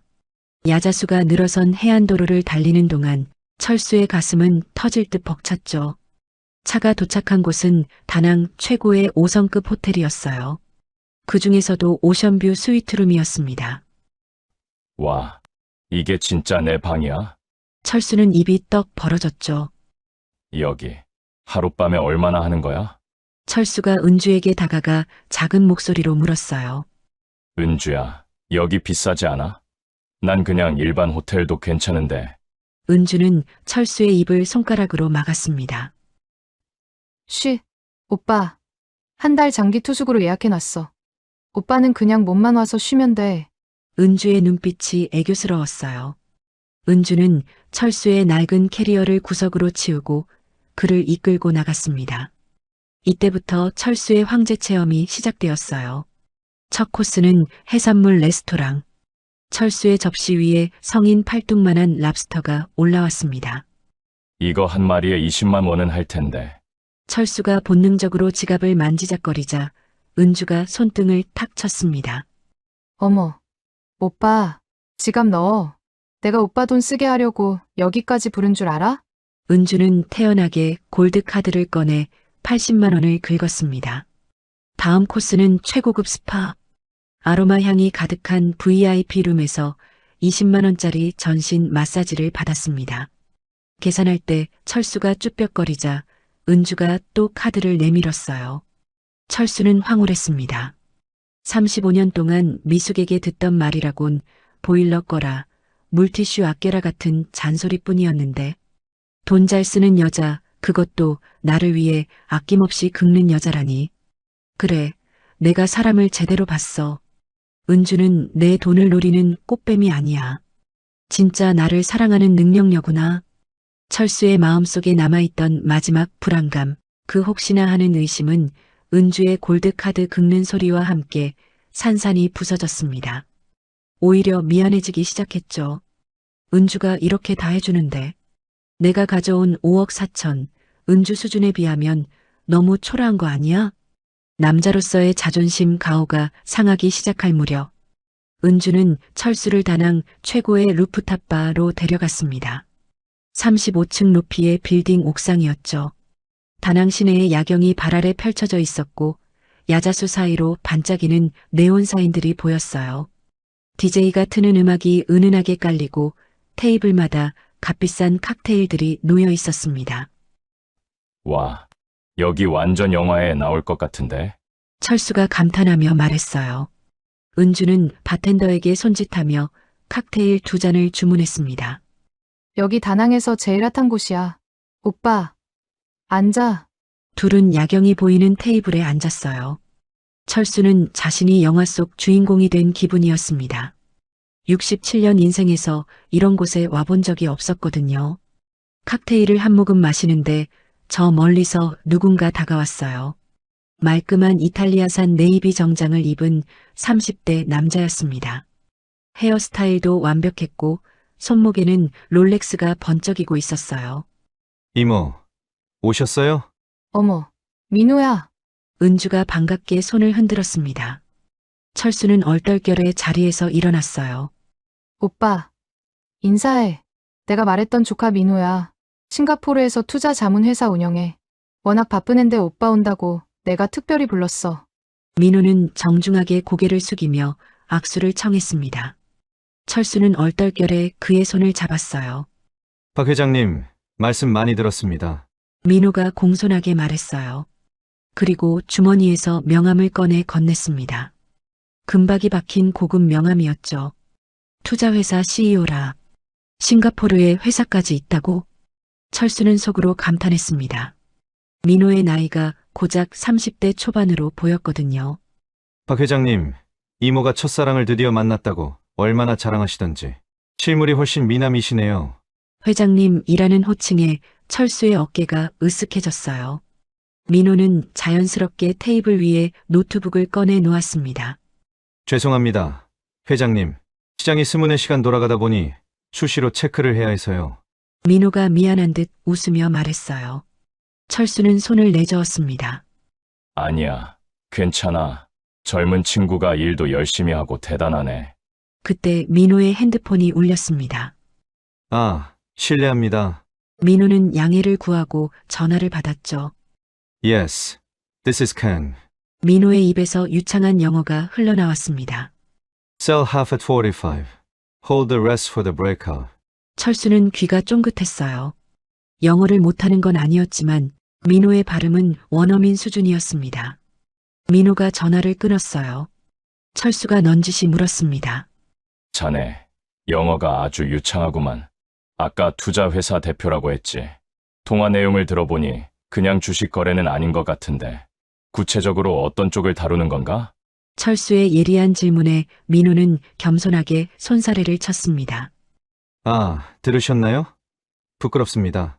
사실 저는 일반 주식이 아니라 가상화폐 프라이빗 뱅킹 일을 주력으로 하고 있습니다. 가상화폐, 비트코인 같은 거 말인가? 철수가 되물었습니다. 민호는 친절하게 설명했죠. 네, 맞습니다. 하지만 개미들이 하는 일반 거래소가 아닙니다. 저는 글로벌 VIP, 고객들의 자산을 관리해드리는 프라이빗 채널만 운영하거든요. 프라이빗 채널? 네, 일반인들은 못 들어오는 시장이에요. 최소 투자금이 1억 이상이거든요. 회장님도 아시겠지만 코인판이라는 게 하이 리스크, 하이 리턴 아닙니까? 하루아침에 벼락거지가 될 수도 있는 아주 위험한 전쟁터죠. 철수가 침을 꿀꺽 삼켰습니다. 그렇지. 위험하다고들 하더구만. 민호는 설명 대신 노트북 화면을 슬쩍 철수 쪽으로 돌렸습니다. 화면에는 초록색 상승 곡선이 가득했죠. 하지만 그건 정보 없는 개미들 이야기고요. 저희 같은 프라이빗 클럽은 다릅니다. 위험한 파도 속에서 서핑하듯 수익만 딱 건져내거든요. 보세요. 상단에는 숫자들이 실시간으로 변하고 있었습니다. 화면 오른쪽 상단, 초록색 글씨로 크게 적힌 숫자 320%. 320%. 이게 다 진짜인가? 철수의 눈이 휘둥그레졌습니다. 민호는 피식 웃으며 손사래를 쳤어요. 에이, 회장님, 이건 약과죠? 민호가 화면을 스와이프하며 다른 차트를 보여줬습니다. 지난주에 들어간 메콩 코인 보세요. 일주일 만에 5배 갔습니다.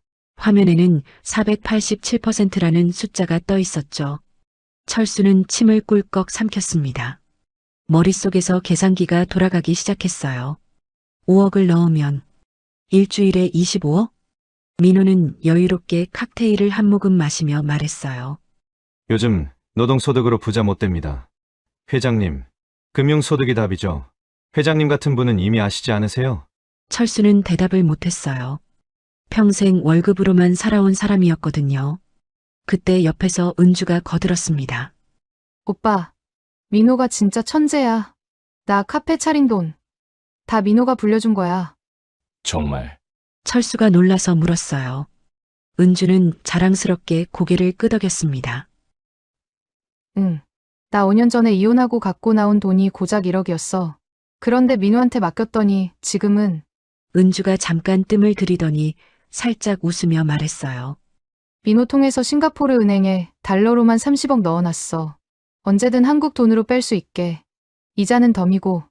철수의 머리가 하얘졌습니다. 1억이 5년 만에 30억? 민호가 겸손하게 손을 저었어요. 이모가 과장하시네요. 그건 이모가 투자 타이밍을 잘 잡으신 거죠. 저는 그냥 조언만 드렸을 뿐이에요. 아니야. 내가 없었으면 난 아직도 그 1억 붙들고 살았을 거야. 은주는 진심으로 고마워하는 표정이었어요. 참. 오빠. 나 이번에 차 한 대 새로 계약했잖아. 그것도 다 민호 덕분이야. 자, 지금 타는 벤츠도 좋던데? 철수가 놀라서 물었습니다. 은주는 칵테일 잔을 돌리며 은밀하게 속삭였습니다. 그건 렌터카고. 나 마이바흐 신용 계약했어. 베트남은 세금이 비싸서 한국 돈으로 거의 7억 줘야 살 수 있거든. 7억? 철수의 눈이 휘둥그레졌습니다. 차 한 대 값이 아파트 한 채 값이었죠. 근데 민호가 굴려준 수익금으로 일시불로 끊었어. 다음 주에 출고된대. 오면 오빠랑 같이 드라이브 하려고. 은주는 핸드폰 갤러리를 열어 계약서와 차량 사진을 보여줬습니다. 번쩍이는 투톤 컬러의 마이바흐. 철수는 침을 꿀꺽 삼켰습니다. 차 한 대를 7억 주고 현찰로 산다고? 철수의 눈동자가 심하게 흔들렸죠. 한국에서 아파트 팔고 퇴직금 합쳐서 가져온 돈 5억 4천만 원. 평생을 바쳐 모은 돈인데 이 여자에게는 자동차 한 대 값도 안 되는 돈이었습니다. 이 돈으로는 화려한 은주의 옆자리에서 품위 유지는커녕 기사가 모는 차 뒷좌석에 앉아있기도 민망할 지경이었습니다. 100세 시대에 야금야금 까먹다 보면 언제 바닥날지 모르는 시한부 같은 돈이었으니까요. 철수는 칵테일 잔을 쥔 손에 힘을 주었어요. 손이 떨렸습니다. 민호는 철수의 눈빛을 읽었는지 묘한 미소를 지으며 조용히 노트북을 덮었습니다. 아이고, 제가 회장님 앞에서 주름을 잡았네요. 송구합니다. 민호가 자리에서 일어나며 말했어요. 오늘은 이모랑 회장님 오신 날인데 제가 업무 이야기로 분위기 깼네요. 즐기세요. 오늘 술값은 제가 내겠습니다. 그럴 필요 없어. 내가. 철수가 지갑을 꺼내려 하자 민호가 손을 저었어요. 아닙니다. 회장님, 제가 이모한테 신세를 많이 졌는걸요. 이 정도는 제가 내야죠. 민호는 깍듯하게 인사하고 바텐더에게 카드를 건넨 뒤 자리를 떴습니다. 하지만 철수의 시선은 민호가 들고 나간 노트북 뒷모습에 고정되어 있었죠. 320%. 그 숫자가 눈에 아른거렸습니다. 윤주야. 응? 민호 말이야. 정말 믿을 만한 애야? 철수가 조심스럽게 물었어요. 은주는 단호하게 고개를 끄덕였습니다. 당연하지. 내가 못 믿을 사람을 오빠한테 소개시켜 줬겠어. 근데 왜? 오빠, 혹시 관심 있어? 은주가 살짝 웃으며 물었습니다. 철수는 전곡을 찔려 말문이 막혔어요. 관심 있냐고? 미치겠지. 5억이 25억 된다는데. 당장이라도 나도 끼워줘라고 외치고 싶었습니다. 하지만 섣불리 덤벼들었다간 돈 밝히는 속물처럼 보일까봐 애써 표정을 관리했습니다. 아니, 관심이라기보단 그냥 세상 돌아가는 게 참 빠르구나 싶어서 신기하네. 철수가 애써 태어난 척 말하자 은주는 철수의 손을 꼭 잡으며 현실적인 이야기를 꺼냈습니다. 오빠, 우리 이제 현실적으로 생각해보자. 오빠가 가져온 5억 4천. 큰 돈이지만 솔직히 말해서 우리가 꿈꾸는 상류층 생활을 평생 유지하기엔 좀 빠듯해. 은주의 말이 철수의 뼈를 때렸습니다. 그렇다고 내가 오빠한테 돈 더 벌어오라고 할 순 없잖아. 오빠는 평생 고생했으니까 이제 쉬어야지. 돈은 내가 벌게. 오빠는 그냥 내 옆에 있어 주기만 해. 부족한 건 내가 채우면 되니까. 은주의 말은 달콤했지만 철수의 남성성을 건드리는 치명적인 독이었습니다. 여자가 벌어오는 돈으로 먹고 산다?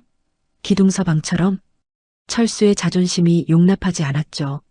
아니야. 남자가 되어서 어떻게 여자 등골을 빼먹어. 나도 가장 노릇할 거야. 내 돈도 불리면 되잖아. 철수가 발끈하자 은주는 난처한 표정을 지었습니다. 불리다니? 투자는 위험해. 오빠, 나는 오빠가 그 소중한 노후 자금 잃는 거 죽어도 못 봐. 그냥 은행에 고이 모셔둬. 이자가 적어도 그게 안전해. 은주가 말릴수록 철수는 더 안달이 났습니다. 아니야. 나도 경제관념 있어. 민호 걔가 300%씩 수익 낸다는데 나라고 못할 거 없잖아. 나도 능력 보여주고 싶어서 그래. 철수가 고집을 피우자 은주는 못 이기는 척 한숨을 쉬었습니다. 정말, 오빠 고집은 못 말리겠네. 알았어. 그럼 이렇게 해. 어떻게? 민호한테 부탁해 볼 테니까. 딱 1억만 해봐. 일종의 테스트로. 1억? 응. 그 이상은 절대 안 돼. 1억 넣어보고 정말로 수익이 나고 출금이 되는지 오빠 눈으로 직접 확인해봐. 그러고 나서 결정해도 늦지 않잖아. 만약 조금이라도 이상하면 바로 빼고. 은주는 철수를 걱정해서 제안하는 척 1억이라는 미끼를 던졌어요. 철수는 그 제안이 합리적이라고 생각했죠. 그래, 5억 중에 1억 정도면 설사 잃는다 해도 감당할 수 있어. 하지만 대박이 나면? 철수는 비장한 표정으로 고개를 끄덕였습니다. 좋아. 1억만 테스트로 해보자. 내가 보여줄게. 나도 할 수 있다는 걸. 오빠, 정말 괜찮겠어? 난 걱정되는데. 걱정 마. 나 박철수야. 은주는 철수의 품에 안기며 남몰래 회심의 미소를 지었습니다. 그날 밤 호텔 스위트룸. 철수는 침대에 누웠지만 잠을 이룰 수 없었어요. 천장을 바라보는데 민호의 노트북 화면이 자꾸만 아른거렸습니다. 320%. 초록색 숫자가 번쩍이며 눈앞을 맴돌았어요. 철수는 옆에서 곤히 자는 은주를 바라봤습니다. 그녀의 여유로운 모습, 그녀의 명품 가방들, 그녀의 골드카드, 그 모든 것의 비밀이 투자에 있었던 겁니다. 1억이 5년 만에 30억. 철수는 핸드폰을 꺼내 계산기를 켰어요. 5억 4천만 원을 입력하고 곱하기 5를 눌렀습니다.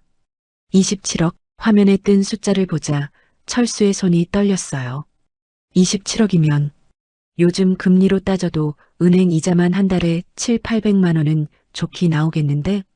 원금은 건드리지도 않고 평생 떵떵거리고 살 수 있어.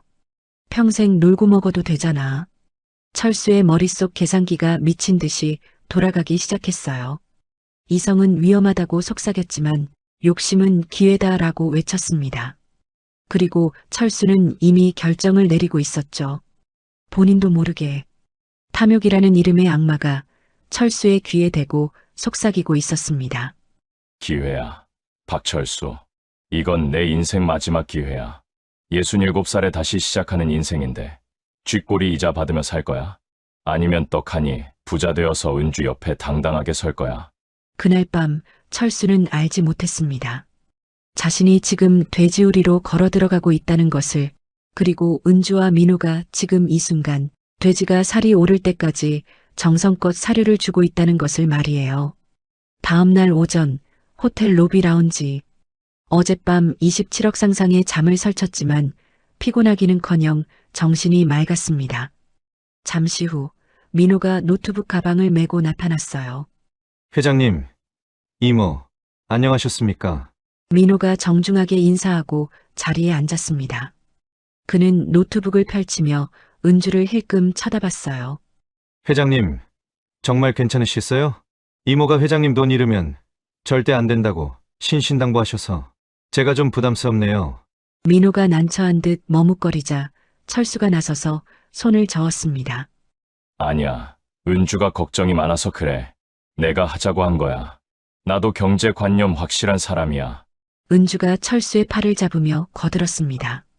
오빠, 민호 말 들었지? 부담받지 말고 딱 1억만 하는 거야. 테스트 삼아서.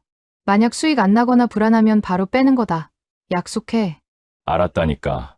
걱정 붙들어 매. 철수는 호기롭게 대답했습니다. 은주와 민호가 저렇게까지 조심스러워하니 오히려 이건 진짜다라는 확신이 더 강해졌죠. 알겠습니다. 그럼 회장님 뜻대로 진행하겠습니다. 민호는 그제야 안심한 듯 미소를 짓고 노트북 화면을 돌렸습니다. 회장님 폰에 전용 앱부터 깔아드리겠습니다. 민호의 손놀림이 빨랐어요. 10초 만에 글로벌 비트라는 영문 앱이 설치되었습니다. 아이콘은 세련된 금색 로고였고 화면은 마치 블룸버그 단말기처럼 전문적으로 보였어요. 이건 저희 VIP 전용 폐쇄형 거래소입니다. 폐쇄형. 네. 일반인은 가입도 못해요. 초대받은 사람만 들어올 수 있거든요. 민호가 설명하며 화면을 조작했어요. 철수는 진지하게 화면을 들여다봤습니다. 여기 계좌번호로 입금하시면 자동으로 코인으로 전환됩니다. 수수료는 2%고요. 알겠네. 그럼 약속대로 딱 1억 넣을게. 철수는 핸드폰 뱅킹 앱을 켰죠. 1억. 아무리 테스트라지만 손가락이 파르르 떨렸습니다. 이거 보내도 되는 거겠지?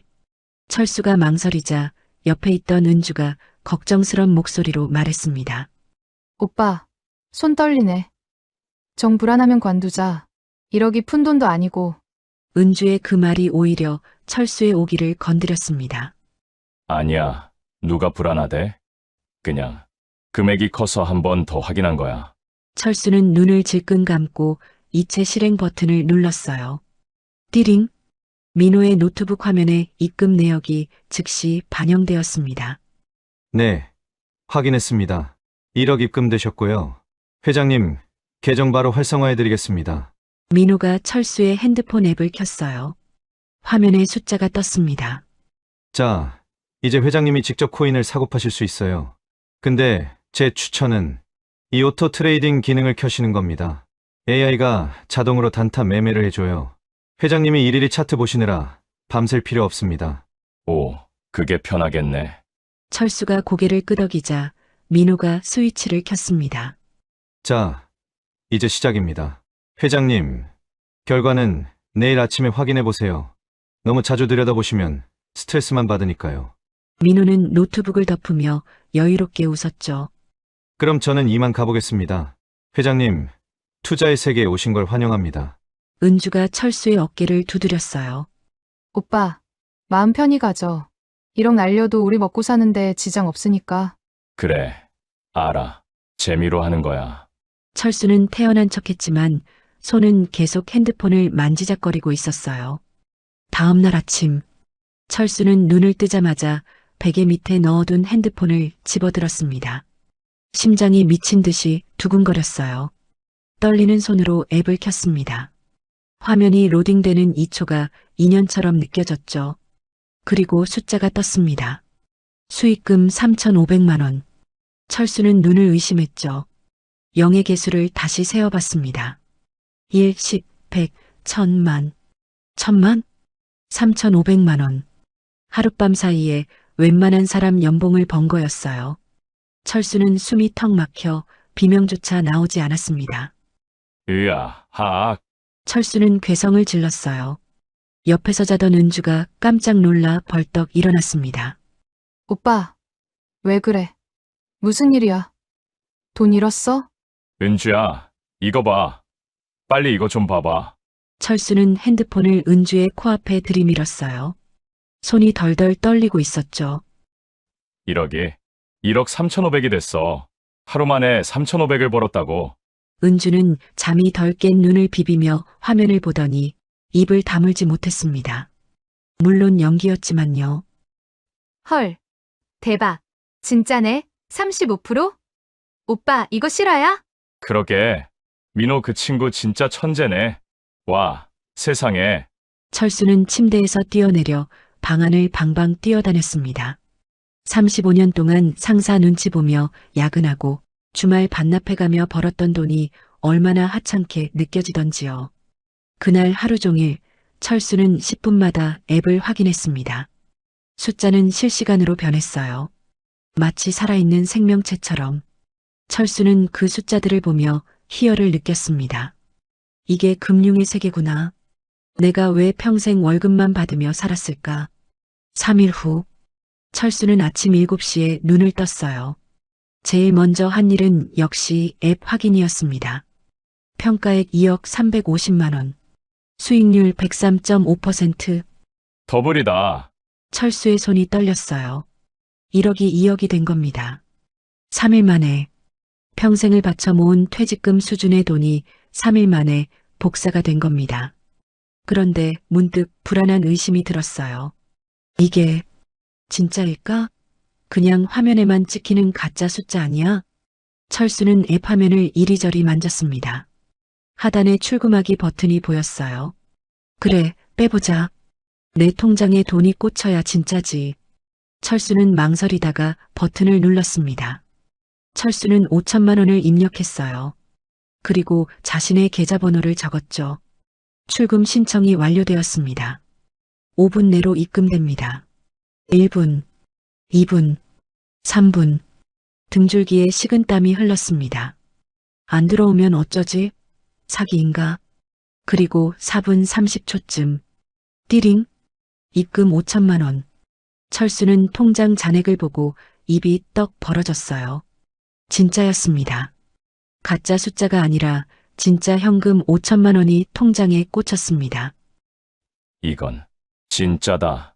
철수의 마지막 이성, 마지막 의심이 완전히 무너지는 순간이었습니다. 입출금이 자유롭고 수익률이 눈에 보이고 실제로 거액이 5분 만에 들어오는데 뭘 더 의심하겠어요? 철수는 자신이 금융의 신대륙을 발견했다고 착각했습니다. 철수는 곧바로 민호에게 전화를 걸었어요. 민호군, 나야, 박철수. 아, 회장님, 무슨 일이세요? 5천만 원 출금도 해봤는데 진짜 되네 이거. 민호는 웃으며 대답했어요. 그럼요. 회장님, 저희는 사기 조직 아닙니다. 회장님, 축하드립니다. 첫 수익이시네요. 고맙네. 정말 고마워. 내가 한 통 낼 테니 저녁에 보자고. 전화를 끄는 철수는 거울 앞에 섰어요. 거울 속 자신이 달라 보였습니다. 나도 할 수 있어. 나도 부자가 될 수 있어. 철수는 곧바로 다시 5천만 원을 앱에 입금했습니다. 이왕 하는 거 제대로 해보자. 일주일이 지났습니다. 철수의 앱 화면. 평가액 7억 8,500만 원. 철수는 3일 전 출금했던 5천만 원을 고스란히 다시 집어넣은 것도 모자라 통장에 있던 돈을 뭉텅이로 더 쏟아부었죠. 1억, 또 1억. 현재 원금만 3억이 들어간 상태였습니다. 숫자는 미친 듯이 불어났습니다. 자고 일어나면 몇 천만 원이 복사가 되어 있었죠. 은주는 걱정스러운 표정으로 말했어요. 오빠, 이제 그만해. 많이 벌었잖아. 우리 다낭에서 평생 먹고 살 수 있어. 이제 다 빼서 안전하게 은행에 넣어두자. 응? 하지만 철수의 귀에는 아무것도 들리지 않았죠. 은주야, 지금이 기회야. 물 들어올 때 놓쳐야지. 지금 빼면 바보야. 언제 또 이런 기회를 잡겠어? 철수는 이미 중독되어 있었습니다. 노동 없이 숫자가 늘어나는 그 짜릿한 쾌감에. 그리고 어느 날 철수가 스파에서 마사지를 받고 있을 때 민호에게서 급하게 연락이 왔습니다. 회장님, 지금 당장 통화 가능하세요? 민호의 목소리가 급박했습니다. 철수는 마사지 테이블에서 벌떡 일어났어요. 왜? 무슨 일인가? 긴급 정보입니다. 다음 달 15일 바이낸스 상장 확정된 코인이 있습니다. 바이낸스? 세계 최대 거래소요. 거기 상장되면 무조건 폭등합니다. 민호의 목소리가 떨렸어요. 그런데 지금 상장 전 프라이빗 세일 물량이 조금 풀렸어요. 프라이빗 세일? 비공개 사전 판매요. 상장 전에 헐값에 사는 거죠. 회장님, 이거 상장되면 최소 10배입니다. 아니, 제 계산으론 20배도 갑니다. 민호의 말에 철수의 눈이 뒤집혔어요. 20배? 당장 진행해. 네, 근데 문제가 있습니다. 민호가 한숨을 쉬었어요. 최소 진입 금액이 6억이에요. 은주 이모는 고민도 없이 방금 10억 태워서 한 자리 가져가셨거든요. 은주가 10억을 넣었다는 말에 철수는 조바심이 났죠. 그는 의기양양하게 앱 화면을 내밀었습니다. 걱정 마. 여기 수익 난 것까지 합치면 7억 8천이야. 이걸로 하지. 하지만 민호는 단호하게 고개를 저었어요. 아, 회장님. 규정상 수익금은 제 투자에 못 씁니다. 오직 순수 원금으로만 6억을 맞춰야 해요. 뭐, 수익금을 못 쓴다고? 철수의 얼굴이 사색이 되었습니다. 그림에 떡인 수익금을 빼고 계산기를 두드려 보니 답이 안 나왔어요. 앱에 묶인 원금 3억. 수중에 남은 마지막 현금 2억. 탈탈 털어 합쳐봐야 5억. 정확히 1억이 모자랐습니다. 민호군, 제발 부탁하네. 싹 다 긁어 모아도 5억이야. 딱 1억이 부족한데 눈 딱 감고 어떻게 안 되겠나? 철수의 목소리가 애원조로 변했죠. 철수가 애원하자 민호는 난처한 듯 한숨을 쉬었어요. 아, 규정상 6억이 안 되면 시스템에서 승인 자체가 안 나는데. 제발 이번 한 번만 은주 봐서라도 기회를 주게. 내 전 재산을 다 거는 거야. 철수는 거의 빌다시피 했습니다. 한참을 고민하던 민호가 결단을 내린 듯 비장하게 말했어요. 좋습니다. 정 그러시다면 부족한 1억은 제가 제 개인 비상금을 태워서 회장님 계좌에 채워넣겠습니다. 정말인가? 네.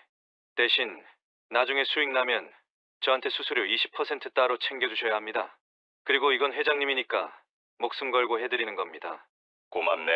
정말 고마워. 자네가 내 은인이야. 그럼 지금 바로 남은 현금 2억 싹 다 입금하시고 앱에서 원금 이동 신청 누르세요. 마감이 1시간 남았습니다. 알았네. 지금 당장 보내겠네. 전화를 끊은 철수는 떨리는 손으로 핸드폰 뱅킹을 켰어요. 철수는 잠시 망설였죠. 이 돈을 보내면 수중에는 정말 땡전 한 푼 남지 않게 됩니다. 이거 다 넣어도 되나? 하지만 곧 고개를 저었습니다. 아냐.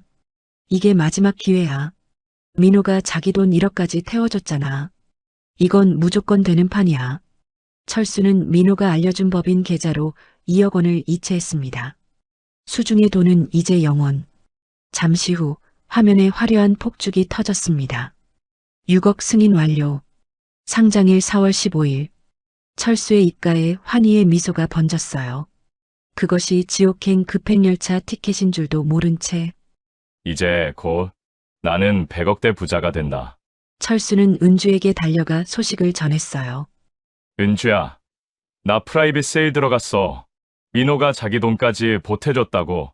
은주는 놀란 표정을 지었어요. 오빠, 얼마 넣었는데? 5억 전부 다. 전부? 응, 이거 10배만 돼도 50억이야. 20배면 100억이고. 철수는 흥분해서 은주를 껴안았습니다. 은주야, 우리 부자 된다. 이제 리조트 아니라 호텔을 짓자. 아니, 크루즈를 사자. 은주는 철수의 등을 토닥였어요. 하지만 그녀의 표정은 복잡했습니다. 아니, 정확히는 입꼬리가 살짝 올라가 있었죠. 철수가 보지 못하는 각도에서 2주가 지났습니다. 상장 예정일 D-1. 철수는 매일 앱을 확인했어요. 화면에는 여전히 같은 문구가 떠 있었죠. 프라이빗 세일 대기 중. 철수는 설레는 마음으로 잠자리에 들었어요. 내일이면 나는 100억대 부자야. 다음 날 새벽 5시. 철수는 알람도 없이 눈이 떠졌습니다. 심장이 쿵쾅거렸어요. 핸드폰을 집어들어 앱을 켰습니다. 로딩 화면이 평소보다 오래 걸렸어요. 5초, 10초, 15초, 그리고 서버 점검 중입니다. 잠시 후 다시 접속해 주세요. 점검인가 보네. 철수는 대수롭지 않게 여겼습니다. 상장 첫날이니 서버가 터진 거겠죠. 하지만 1시간이 지나도 점검 중, 2시간이 지나도 점검 중, 철수는 초조해지기 시작했어요. 민호에게 전화를 걸었습니다. 고객님의 전화기가 꺼져 있어 연결할 수 없습니다. 철수의 등줄기에 식은땀이 흘렀어요. 왜 꺼져 있지? 아침에 친구 만난다고 나간 은주에게 전화를 걸었어요. 고객님의 전화기가 꺼져 있어 소리샘으로 연결됩니다. 철수의 손이 떨렸어요. 뭔가 이상했습니다. 철수는 호텔 방을 뛰쳐나왔어요. 택시를 잡아타고 은주의 아파트로 달려갔죠. 고급 아파트 아지라. 경비원이 험악한 표정으로 철수를 막아섰습니다. Stop. Who are you? 철수는 말이 통하지 않자 다급하게 한국어로 소리쳤습니다. 여기 1500이요. 김은주, 주, 김, 내 와이프야 허즈밴드. 말이 안 통하자 답답했는지 경비원은 번역기를 돌려 철수의 눈앞에 들이밀었어요. 화면에는 충격적인 글자가 적혀 있었죠. 단기 렌트 숙소, 에어비앤비. 철수는 눈을 의심했습니다. 뭐, 집이 아니라 렌트 숙소라고? 경비원이 손으로 X 표시를 그리며 확인 사살을 날렸습니다. No wife. 여행객, 어제 체크아웃. 사람 없어. 피니쉬. 쿵. 철수의 심장이 발밑으로 떨어지는 것 같았습니다. 철수는 다리에 힘이 풀려 그 자리에 주저앉았죠. 경비원이 철수를 일으켜 세웠어요. 철수는 경비원의 손을 뿌리치고 비틀거리며 택시를 잡아탔습니다. 호텔로. 택시 안에서 철수는 다시 앱을 켰어요. 여전히 떠 있는 문구. 시스템 에러. 철수는 손가락으로 화면을 미친 듯이 터치했습니다. 새로 고침. 재접속. 앱 삭제 후 재설치. 하지만 결과는 같았어요. 그제야 모든 퍼즐이 맞춰졌습니다. 화려한 아파트, 에어비앤비 한 달 렌트, 벤츠 렌터카, 민호의 회사 가짜 명함, 조작된 가짜 프로그램, 첫 출금 5천만 원은 미끼, 그리고 5억은 본체. 철수는 핸드폰을 떨어뜨렸어요. 35년 직장 생활, 퇴직금, 전 재산, 그 모든 것이 허상 속으로 사라진 것입니다. 택시가 호텔에 도착했어요. 기사가 물었습니다. 손님, 도착했는데요. 철수는 대답하지 않았습니다. 그저 입만 뻐끔거릴 뿐이었어요. 너무 큰 충격은 소리마저 앗아갔으니까요. 기사가 다시 물었습니다. 손님, 괜찮으세요? 철수는 천천히 고개를 돌려 기사를 바라봤어요. 그리고 입을 열었습니다. 다 없어졌어요. 네, 다 없어졌다고요. 철수의 목소리는 바람 빠진 풍선 같았습니다. 기사는 무슨 말인지 몰라 어리둥절해했지만 철수는 더 이상 말하지 않았어요. 그는 비틀거리며 택시에서 내렸습니다. 다낭의 뜨거운 햇살이 철수를 내리쬐었지만 철수는 춥게 느껴졌죠. 뼛속까지 시리도록. 호텔 스위트룸. 철수는 침대 끝에 앉아 멍하니 벽을 바라보고 있었습니다. 이게 진짜일까? 철수는 자신의 뺨을 때렸어요. 짝! 따끔한 통증이 느껴졌습니다. 꿈이 아니었어요. 철수는 손이 떨려 핸드폰을 제대로 잡을 수가 없었어요. 민호에게 다시 전화를 걸었습니다. 고객님의 전화기가 꺼져 있어 연결할 수. 철수는 벽에 대고 소리를 질렀죠. 어떡하지? 어떻게? 경찰에 신고해야 해. 그래, 경찰. 철수는 택시를 잡아탔습니다. 다낭 경찰서. 형광등은 유난히 차갑게 깜빡거렸습니다. 철수는 땀에 젖은 셔츠바람으로 통역관과 경찰관 앞에 앉아 있었어요. 책상 위에는 철수가 가져온 핸드폰과 명함, 그리고 은주와 찍은 사진들이 놓여 있었습니다. 통역관이 경찰관과 뭔가 이야기를 나누더니 철수를 향해 고개를 저었어요. 선생님, 이거 전형적인 사기 수법입니다. 그러니까 잡아야죠. 5억이 날아갔다고요. 제발 좀 찾아주세요. 철수가 책상을 치며 소리쳤습니다. 경찰관은 심드렁한 표정으로 어깨를 으쓱했어요. 통역관이 난처한 표정으로 말을 이었습니다. 선생님, 조회 결과가 나왔는데요. 그 글로벌 비트라는 앱 자체가 가짜입니다. 가짜라니요. 서버 IP를 추적해봤더니 캄보디아와 라오스 국경 지대에 있어요. 그곳은 법의 사각지대라 추적이 거의 불가능합니다. 통역관이 서류를 넘기며 계속 말했어요. 그리고 강민호라는 사람 신원 조회해봤는데 여권이 위조된 가명이에요. 진짜 이름은 아마 다를 겁니다. 그럼 은주는요? 김은주. 김은주 씨도 이미 출국 기록이 확인됐습니다. 철수의 얼굴이 하얘졌어요. 어디로 갔는데요? 필리핀 마닐라로 출국했네요. 거기서 또 어디로 갔는지는 사실상 추적이 불가능합니다. 통역관이 안타까운 표정으로 덧붙였어요. 경찰관님이 뭐라고 하시냐면요. 이걸 돼지 도살 사기라고 부른답니다. 돼지, 도살. 철수는 멍하니 통역관을 바라봤어요. 네. 돼지를 살찌워서 잡아먹는다는 뜻이죠. 처음엔 작은 수익을 주면서 신뢰를 쌓고 피해자가 전 재산을 투자하게 만든 다음 싹 털어가는 수법입니다. 통역관이 철수에게 서류 한 장을 건넸어요. 여기 피해 신고서 작성하시고 한국 돌아가셔서 금융감독원에도 신고하세요. 그게 최선입니다. 철수는 서류를 받아들었지만 글자가 하나도 보이지 않았죠. 돼지. 대기업 부장 출신인 자신이 평생을 머리 쓰며 살아온 자신이 고작 도축장에 끌려간 살찐 돼지였다니. 철수는 헛웃음을 터뜨렸습니다. 돼지. 나는 돼지였구나. 통역관이 걱정스러운 표정으로 물었어요. 선생님, 괜찮으세요? 철수는 대답하지 않고 경찰서를 비틀거리며 나왔죠. 밖은 여전히 뜨거웠지만 철수는 온몸이 얼어붙는 것 같았어요. 당장 한국으로 돌아갈 비행기 표값도 없었죠.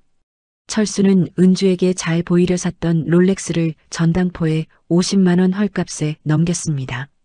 그 돈으로 겨우 귀국행 비행기에 몸을 실었어요. 철수는 창밖을 바라봤습니다. 다낭의 불빛이 점점 멀어지고 있었어요. 은주, 민호.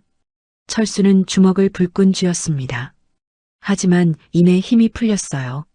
분노할 자격도 없었습니다. 자신이 멍청했을 뿐이니까요. 인천국제공항 입국장. 한 달 전 철수는 이곳에서 새 인생을 찾으러 간다며 콧노래를 불렀었죠. 하지만 지금 그는 도망자처럼 고개를 숙이고 들어왔어요. 철수는 지하철역으로 향했습니다. 창에 비친 자신의 얼굴이 낯설었어요. 한 달 사이 폭삭 늙어버린 노인 하나가 멍하니 앉아 있었습니다. 그때 옆자리에 앉은 젊은 여자가 코를 찡그리며 자리를 옮겼어요. 며칠간 씻지 못한 쉰내가 진동했기 때문이었죠. 철수는 고개를 더 깊이 숙였어요. 나는 이제 사람도 아니구나. 사회적 죽음이 시작된 것입니다. 신림역 뒷골목, 쓰레기 냄새가 진동하는 언덕길. 철수에게 허락된 건 보증금 없이 월 28만 원짜리 창문 없는 내창방뿐이었어요. 복도 끝 302호. 문을 열자 퀴퀴한 호라비 냄새가 폐부로 훅 끼쳐왔죠. 짐을 풀 기력도 없이 좁은 침대에 몸을 구겨 넣자 손 닿을 듯 낮은 천장이 목을 조여왔습니다. 불과 며칠 전만 해도 다낭의 오션뷰 스위트룸에 있었는데 철수는 눈을 감았어요. 앱 화면에 찍혀있던 숫자들이 눈앞에 아른거렸죠. 신음이 새어나왔지만 소리내어 울 수도 없었습니다. 얇은 벽 너머 옆방에서 들려오는 소음 때문이었죠. 야! 탑 가라고! 아오! 저걸 못 잡냐? 병신아. 고시생의 게임 소리와 욕설이 고막을 때렸습니다. 철수는 베개에 얼굴을 묻고 소리 죽여 오열했어요. 내 돈, 내 아파트, 내 인생. 눈물이 베개를 적셨죠. 배가 고팠습니다. 하지만 지갑엔 먼지만 날렸죠. 철수는 자존심을 꺾고 핸드폰을 들었습니다. 남은 건 자식들 뿐이었어요. 그래. 그래도 핏줄인데 밥 한 끼는 사주겠지. 아들 지훈이에게 전화를 걸었습니다. 신호가 한 번, 두 번 가더니 뚝 끊겼어요. 다시 걸었지만 이번엔 고객님의 요청으로 수신이 차단되었습니다라는 안내 멘트만 흘러나왔죠. 철수는 손을 떨며 딸 지은이에게 전화를 걸었어요. 몇 번의 신호 끝에 딸이 전화를 받았습니다. 여보세요? 지은아, 아빠다. 아빠 지금 한국 왔는데 사기를 당했어. 갈 곳이 없구나. 밥도 못 먹고. 철수가 울먹이며 사정했지만 수학이 넘어 딸의 목소리는 싸늘하다 못해 날카로웠습니다. 아빠? 누구세요? 저 아빠 없는데요. 뭐라고? 지은아, 나 박철수야. 내 아빠. 아니요. 제 아버지는 다낭 가신 날 돌아가셨어요. 그리고 부탁인데 엄마한테 절대 연락하지 마세요. 엄마 이제 겨우 잠 편하게 주무세요. 당신이 또 나타나서 엄마 인생 망치면 그땐 제가 가만 안 있어요. 지은아. 그리고 저희 남매 법적으로 부양거부 신청할 생각이니까 다신 찾지 마세요. 설레며 사신다면서요? 그 설렘 끌어안고 혼자 사세요. 제발. 뚝. 전화가 끊겼습니다. 철수는 멍하니 핸드폰을 바라봤죠. 철수는 비로소 깨달았습니다. 아버지가 가족을 버린 순간 그들도 아버지를 마음속에서 장내 치러버렸다는 것을요. 철수에게 남은 가족은 이제 이 세상에 없었죠. 2달이 지났습니다. 귀국할 때 주머니에 있던 꼬깃꼬깃한 지폐 몇 장은 진작에 바닥을 드러내고 있었어요. 철수의 장고는 가파르게 그리고 무섭게 영을 향해 곤두박질 치고 있었습니다. 철수는 핸드폰을 켜서 구인구직 앱을 켰어요. 하나하나 전화를 걸기 시작했죠. 하지만 현실의 벽은 생각보다 높고 견고했습니다.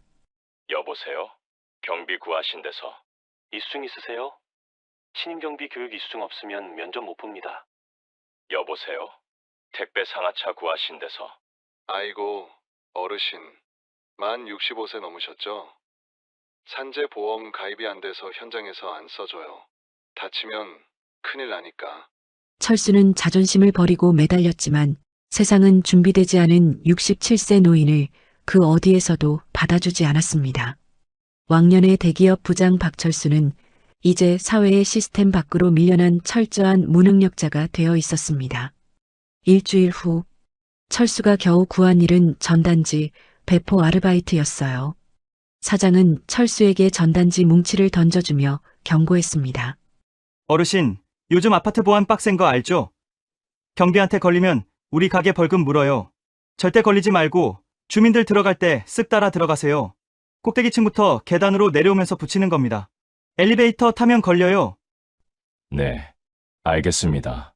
그가 배정받은 구역은 잔인하게도 자신이 35년을 살았던 그 아파트 단지였습니다. 철수는 아파트 입구에서 서성거렸어요. 자동문이 열리기를 기다렸다가 입주민이 카드를 찍고 들어갈 때 재빨리 뒤따라 들어갔습니다. 심장이 쿵쾅거렸죠. 불과 몇 달 전만 해도 내 집처럼 드나들던 곳인데 이제는 도둑처럼 숨어들어야 하다니. 철수는 25층 꼭대기까지 엘리베이터를 타고 올라갔어요. 그리고 비상계단을 통해 한 층씩 내려오며 현관문에 전단지를 붙이기 시작했죠.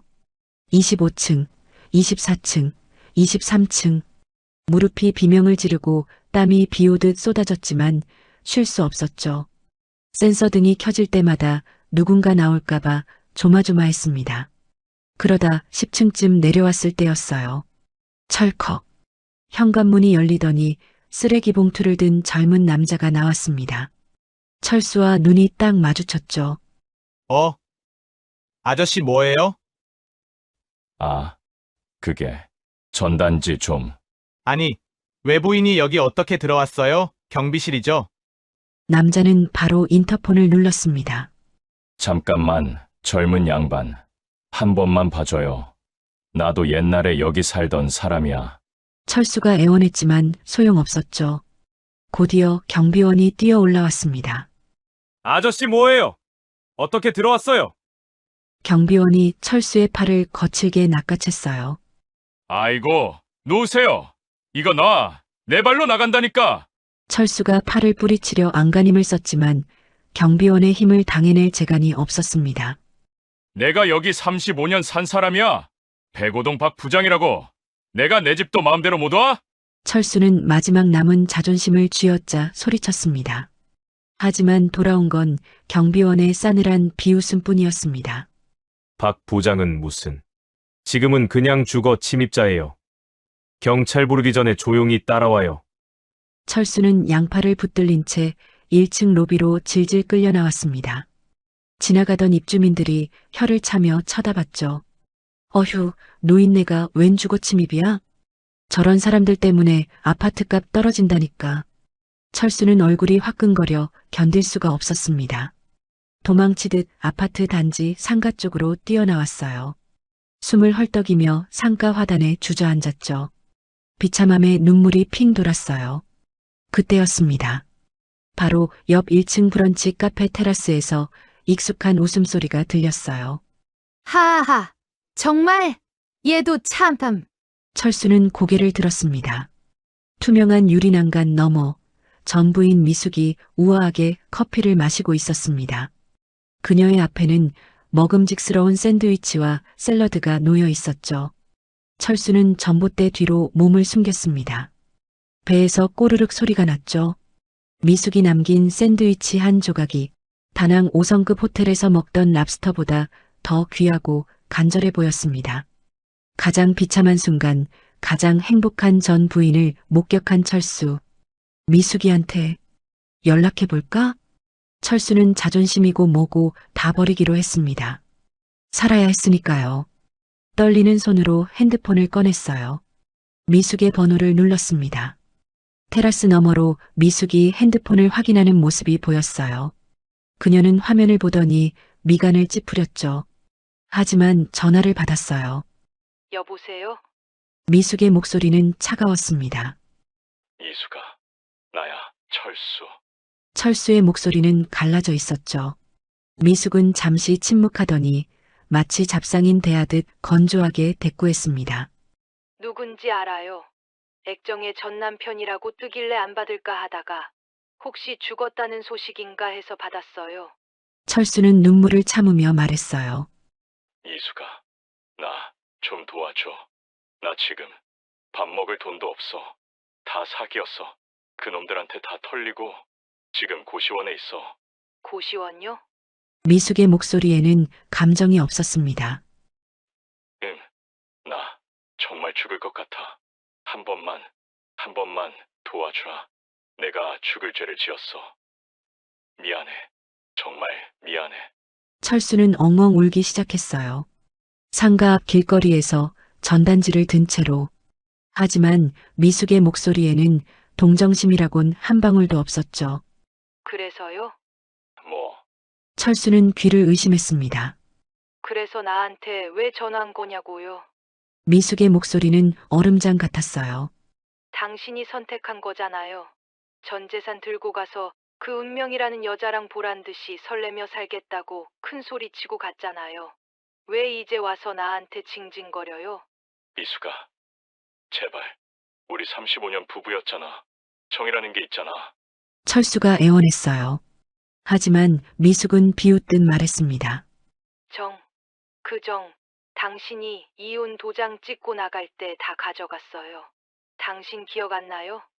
더러워서 준다고 하면서 도장 찍었잖아요. 철수는 할 말이 없었죠. 미숙이 계속 말했습니다.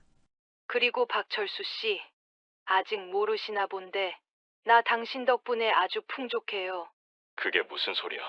당신 국민연금 이혼하면서 분할 신청된 거 알죠? 당신이 평생 부은 연금 절반 매달 꼬박꼬박 내 통장으로 꽂히고 있어. 거기다 재산 분할받은 돈으로 투자한 게 대박이 났네요. 난 지금 내 인생에서 제일 부자예요. 미숙의 목소리는 밝았어요. 진심으로 행복해 보였습니다. 야, 그 반쪽짜리로 나는 어떻게 살아? 고시원비 내면 남는 것도 없어. 그거 내가 평생 번 돈이잖아. 내놔. 그 돈이라도 다시 내놓으라고. 철수는 악을 썼습니다. 하지만 미숙은 코웃음을 쳤죠. 그건 당신 사정이죠. 억울하면 그 설레이는 애인한테 달라고 하세요. 아, 그리고 다시는 연락하지 마요. 내 변호사가 접근 금지 신청하기 전에. 뚝! 전화가 끊겼습니다. 철수는 핸드폰을 들고 멍하니 서 있었어요. 유리창 너머로 미숙이 다시 친구들과 웃으며 커피를 마시는 모습이 보였습니다. 그녀는 철수가 바로 근처에 있다는 사실조차 모른 채, 아니 알더라도 상관없다는 듯 행복해 보였어요. 철수는 그 자리에 주저앉았습니다. 바람이 불어와 대박 치킨 전단지가 낙엽처럼 흩날렸죠. 하지만 눈물은 나오지 않았습니다. 이미 눈물도 말라버렸거든요. 그날 밤 고시원 방. 철수는 좁은 침대에 누워 천장을 바라보고 있었어요. 철수는 핸드폰을 켰습니다. 유튜브 알고리즘이 영상 하나를 추천해줬어요. 충격시라 은퇴자 노리는 돼지도살 코인 사기. 당신의 노후 자금이 위험합니다. 철수는 떨리는 손으로 영상을 재생했습니다. 화면 속 전문가가 열변을 토하고 있었어요. 이놈들은 가짜 앱을 만들어서 수익률을 조작합니다. 처음엔 출금도 해주죠. 피해자를 안심시키기 위해서입니다. 그러다 전 재산을 넣는 순간 서버를 닫고 잠적합니다. 철수는 화면을 멍하니 바라봤어요.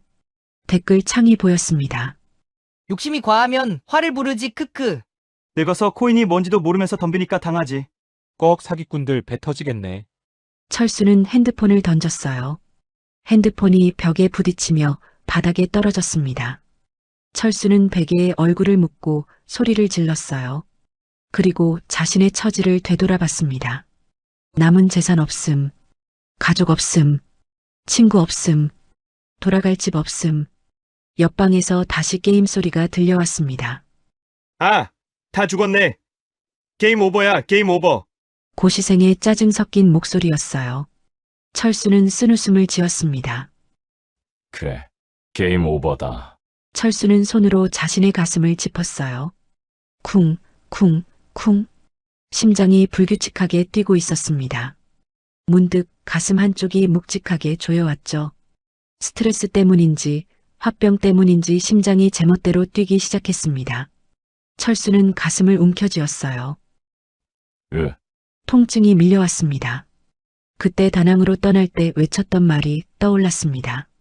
남은 인생 가슴 뛰게 설레며 살고 싶어. 철수는 쥐어짜는 듯한 가슴을 부여잡고 웅크렸어요. 설레네. 아주 죽도록 설레. 철수는 힘없이 웃었습니다. 미숙의 말이 맞았어요. 67세의 가슴 두근거림은 설렘이 아니라 치료가 필요한 부정맥일 뿐이었습니다. 철수는 천천히 눈을 감았어요. 이것이 늦바람의 화려한 결말이자 욕망이라는 열차가 탈선한 자리의 처참한 풍경이었습니다. 오늘 이야기 어떠셨나요?